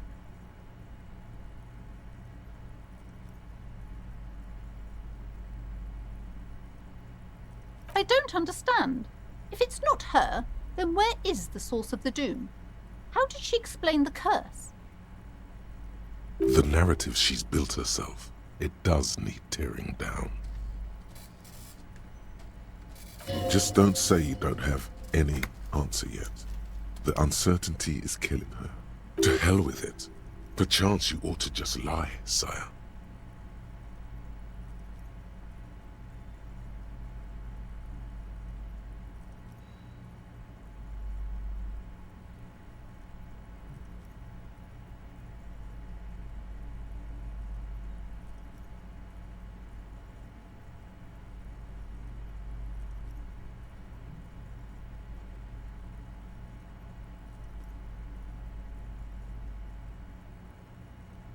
A third-order presence, yes. I've heard of these triactors. I understand everything, sir. Thank you for your descending into the maelstrom. I will keep fort up here, strengthen the wards, do my best. And if you happen upon the third entity in your travels, may the Lord be with you. Well, this has been absolutely educational. If we happen on the third presence in our travels, we will certainly come back to tell you. Yes, the venture continues. In other waters, darker waters. Should we get out of here before the vortex collapses?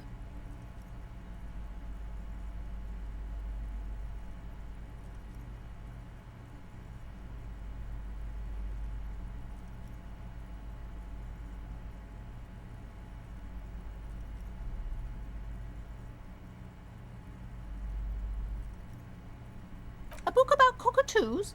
There should be one upstairs, right next to the shelf of biographies.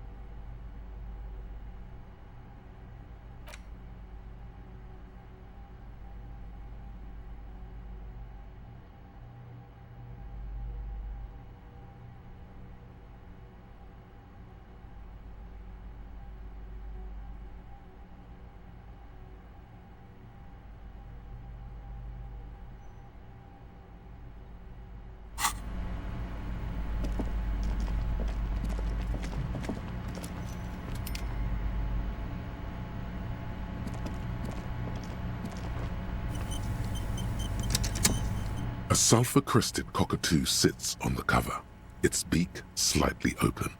It looks as if the bird is calling out the book title, From A to Zurich, a guide to a well-behaved cockatoo.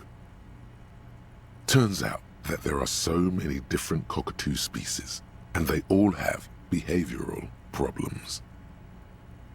It's a must-have if you own a cockatoo. I've heard they're quite capricious.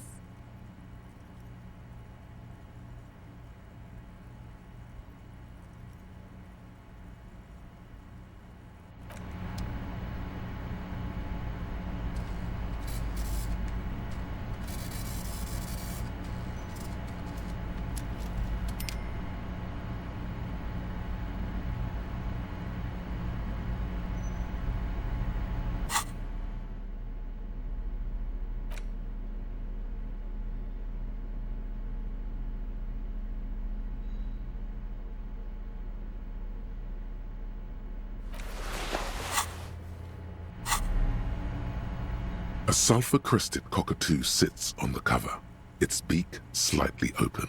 It looks as if the bird is calling out the book title.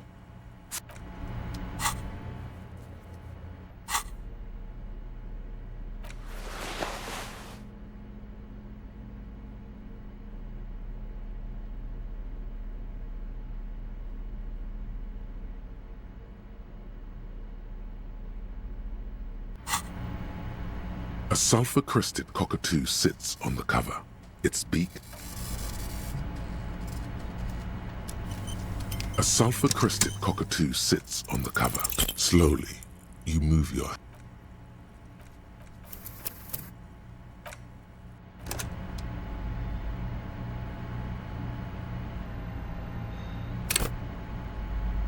A sulfur-crested cockatoo sits on the... Slowly, you move your hand.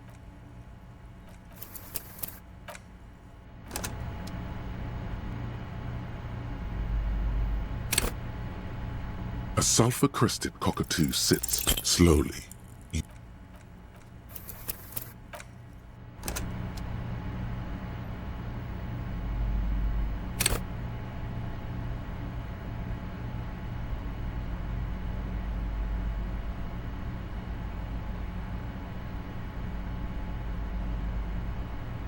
A sulfur-crested cockatoo sits. You wait for the storekeeper to be... It's quite a challenge.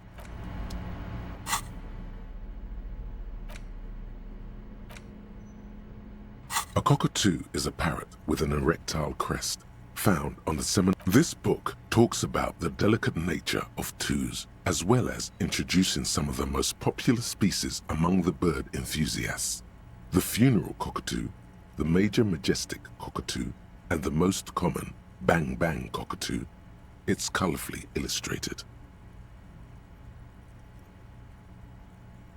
Where to even begin? All pet owners also, it is not recommended to get, you're right, not great, performing. This is a... Ooh. Perhaps, in the words of poet-explorer Sir James Fournier, few birds, despite its banging name, the bang-bang... Yes, but all those You're right. You're the mediocrity embodied. This...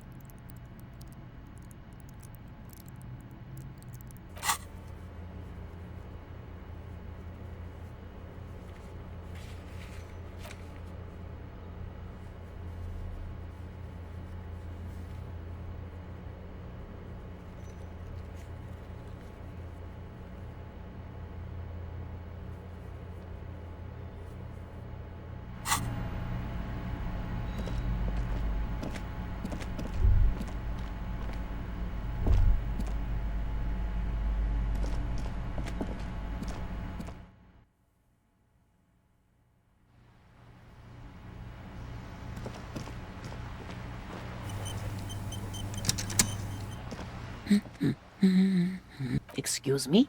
I don't know. The most talkative one? The what now? You truly are one strange cop, aren't you?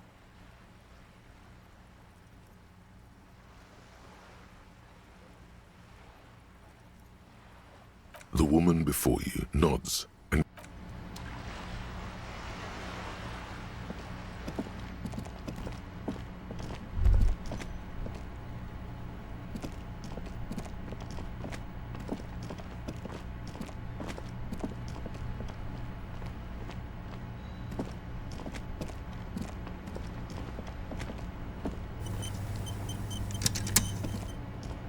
inside, you see a set of steering levers, a radio microphone. This is Precinct 57. How may I assist you?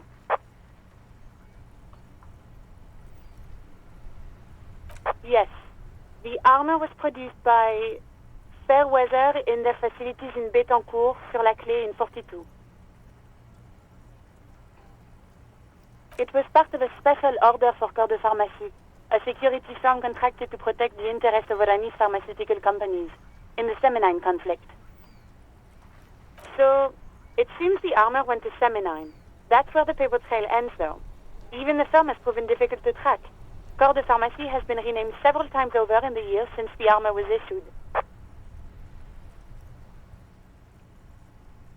The most recently registered firm that the ICP has been able to connect to the CDP is a military contractor called Trinell, and the one before it was Downwell. I think they might be the same contractor. A suit of armor like this would have been manufactured with a particular person's physique in mind. You should ask for whom this suit was fitted.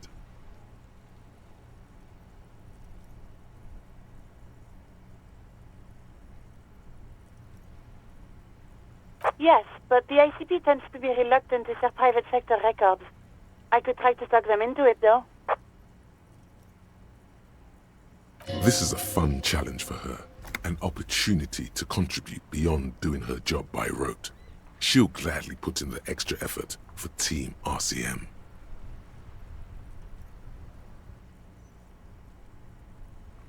Glad to help. Call back tomorrow. Hopefully I'll have more for you then.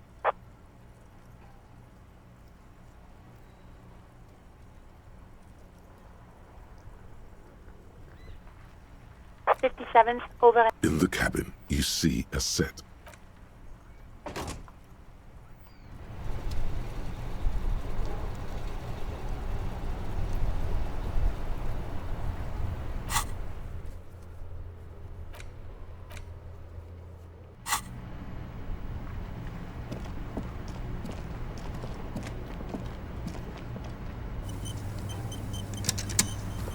Still here. Stuck in this damn jam, my man. What's up?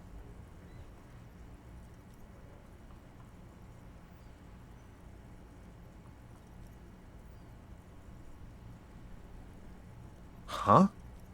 The bosses, man.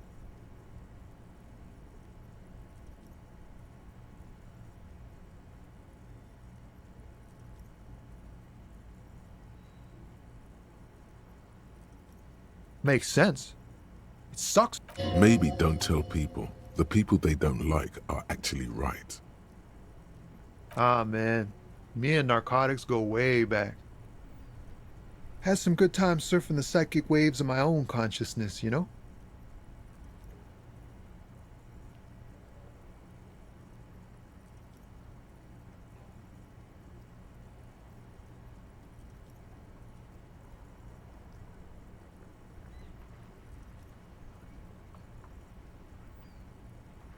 But those days are behind me.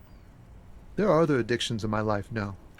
We have a credible lead, sir. Not me, man. No way. I don't need any trouble. Shit's bad enough anyway. This jam's got folks up in arms, and I'm afraid it's headed toward a conflagration.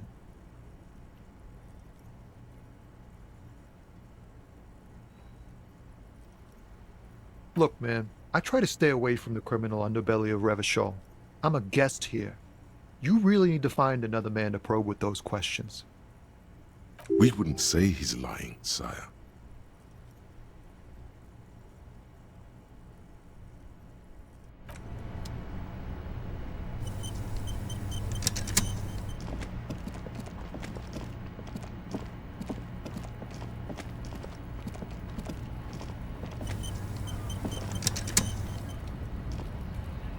Looking for something?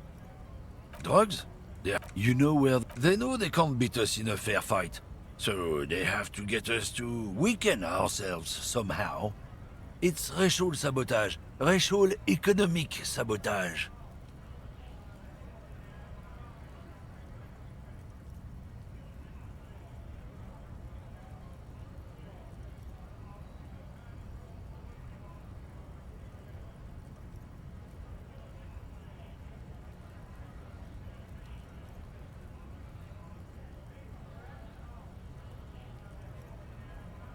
He eyes you warily, unsure how to respond. This goes on for about 2 seconds. Then... I don't know shit. And if I did, I wouldn't tell you. What do you think? I can't leave the lorry unguarded. Stuff's been getting looted lately. It's those little kips sneaking around at night. If they touch my stuff, the bosses will be on my ass like ass cancer. There was a bunch of spilled boxes in the back of a big lorry nearby.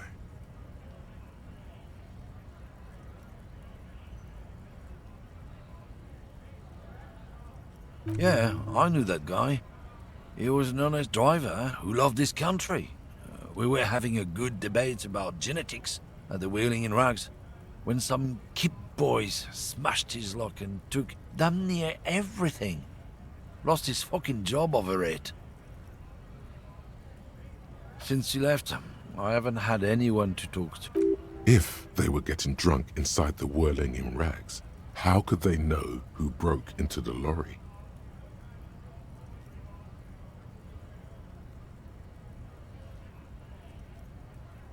It's a fucking travesty, is what it is. Isn't it obvious? He's a Samaran guy who likes to pretend he's some just... Yes, yes. Looks like he's... I wouldn't be so sure. Guess so.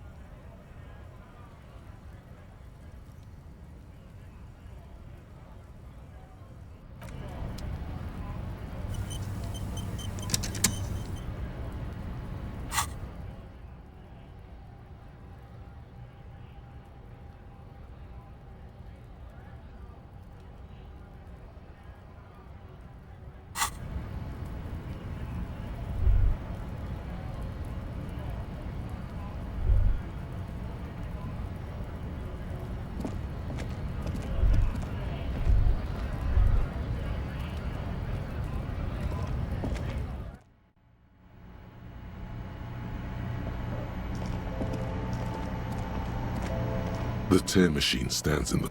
Your bottles clunk into the machine, and the money appears with a satisfied...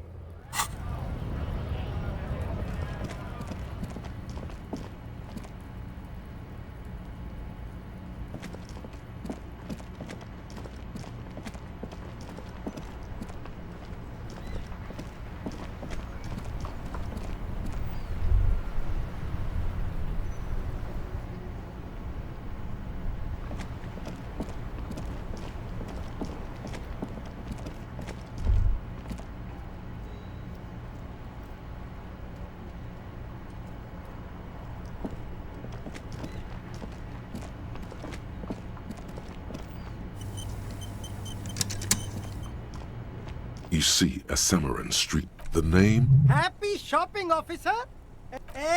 You're very cool. Bang, bang, bang, bang.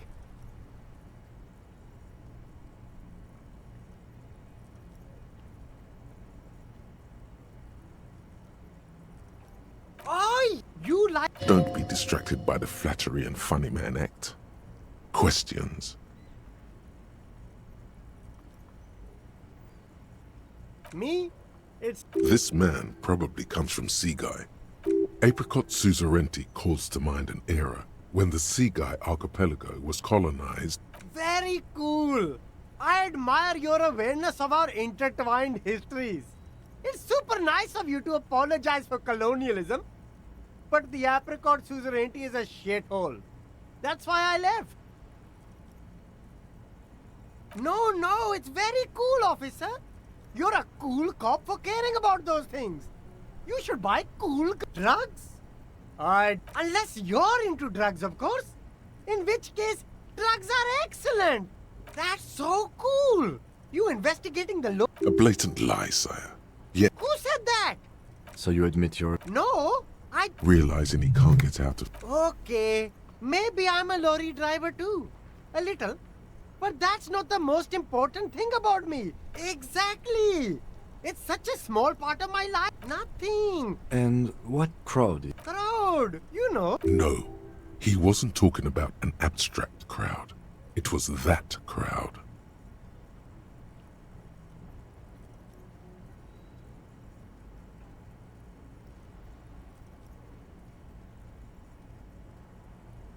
Shush, please. Here we go. There's a tiny bit of truth on the table. Zoom in on it.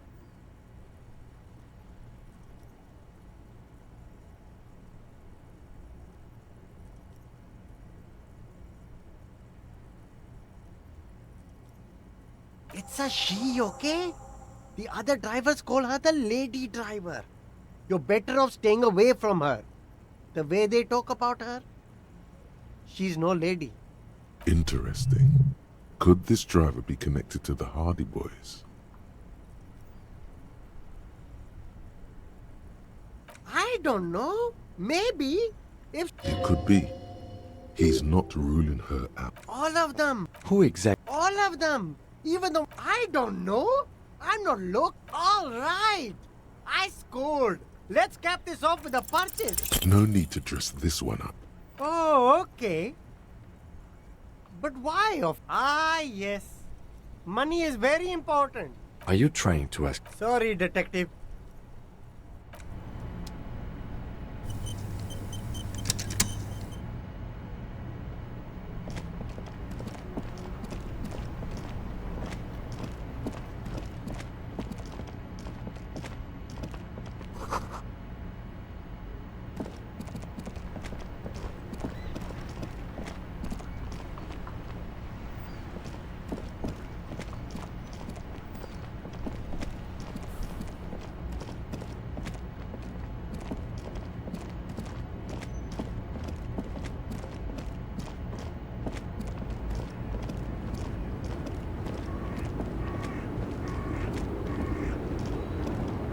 The woman is still hunched over the railing. Huh? What is it? What do you want? Did you just call me a lady, Harry? She clearly doesn't think she's the woman's malevolent. I'm a lady like you are Gabriel Buenguerro. Only in dreams. I'm only terrifying to small children. Yeah, it's not her. Because they can no longer recognize. How should I know? Oh, Sim.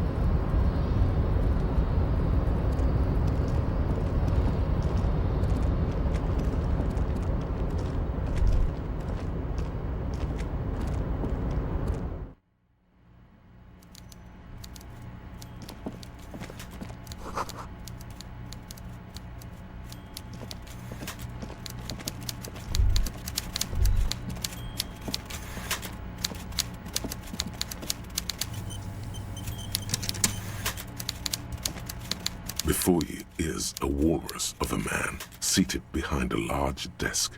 He looks up from his work, not the least bit surprised to see you. With great effort, he straightens himself up in his chair, yet says nothing. Welcome, Mr. Dubois. I'm Everard. I'd offer you my hand. He looks extremely comfortable. You go ahead, detective. Whatever he has in store for you, it can't be good, he thinks. I'll do my best. Forget about that. What's with this Dubois stuff? You're getting some seriously bad vibes from that name.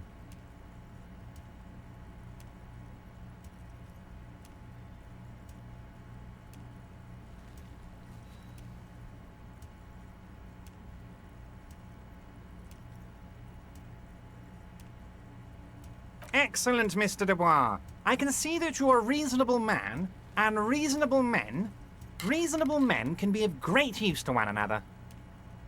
So tell me, how can the head of the Debarders Union help a representative of the Revachol Citizens Militia today? The chair you're sitting on has got to be the most uncomfortable chair in the world. It's violating your backside. Oh, by the way, I heard you got a rather rude reception from a certain Lawrence Gart. Some people have no manners, it pains me to say. This should take care of that nonsense.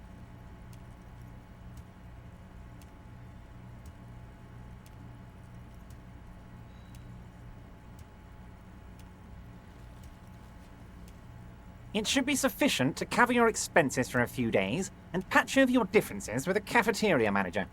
Go ahead, take it. Hey, that's 25 real. That's good money. Think of all the stuff you could. Yes, I know Lawrence. He's a real character. No union man in him. A real piece of work, that boy is. With a grin, he points to the checker game. It's like you're on a game show. At least don't thank him for it.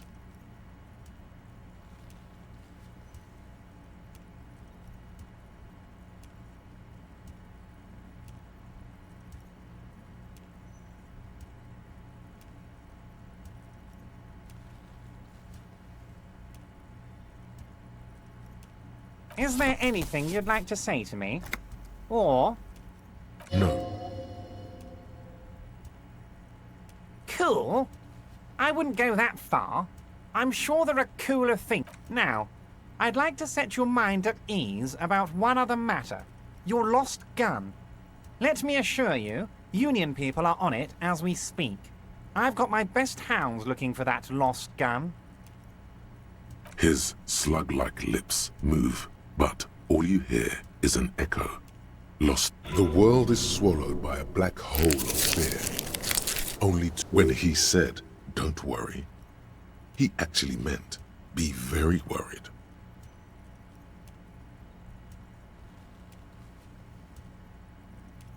I know everything, Harry. Right now, I know that you're worried. Don't be worried. Everything's going to be all right. It's not like you left it loaded. You didn't lose a loaded gun. Local children aren't out there playing with it right now, pointing it into their own mouths. It's in a safe place. I just know it. I have a feeling everything's going to be all right.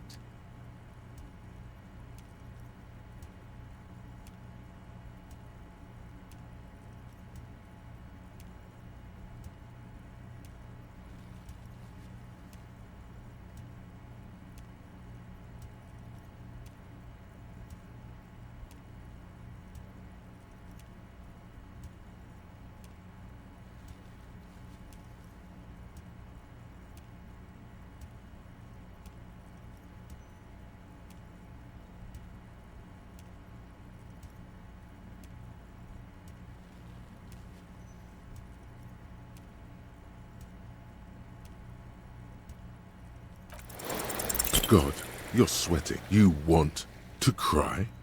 Mr. Dubois, you don't look so good. What is this, Mr. Dubois? He keeps repeating. What? Mr. Dubois! Mr. Dubois! Harry!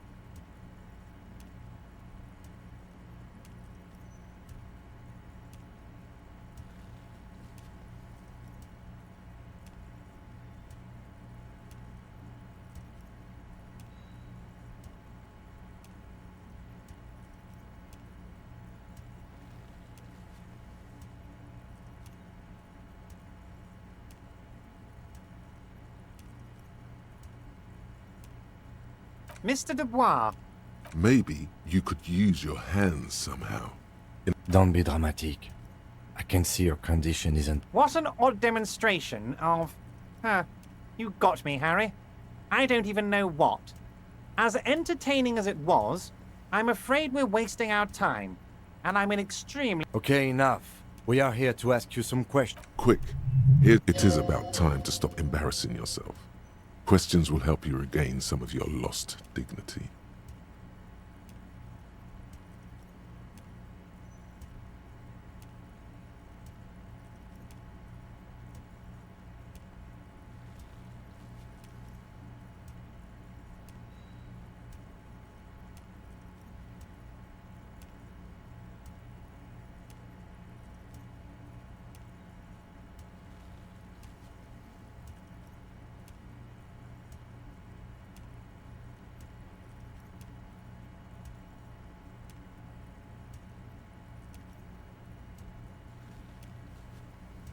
Wait.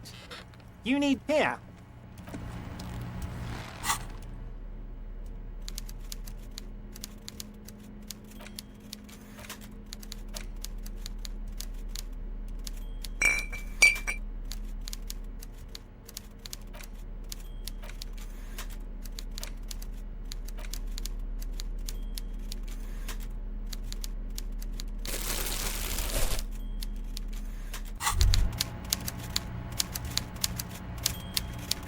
Whoa. In your hand. What a funny little cat. Don't let the scary medical warnings throw you off. It's an inadequate antidote to radiation poisoning, but a potent antidote to boredom.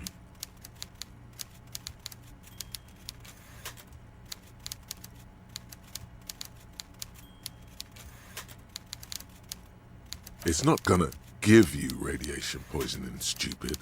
Pyrrolidon is a perfect match for a badass junkie cop who's looking for a little heat.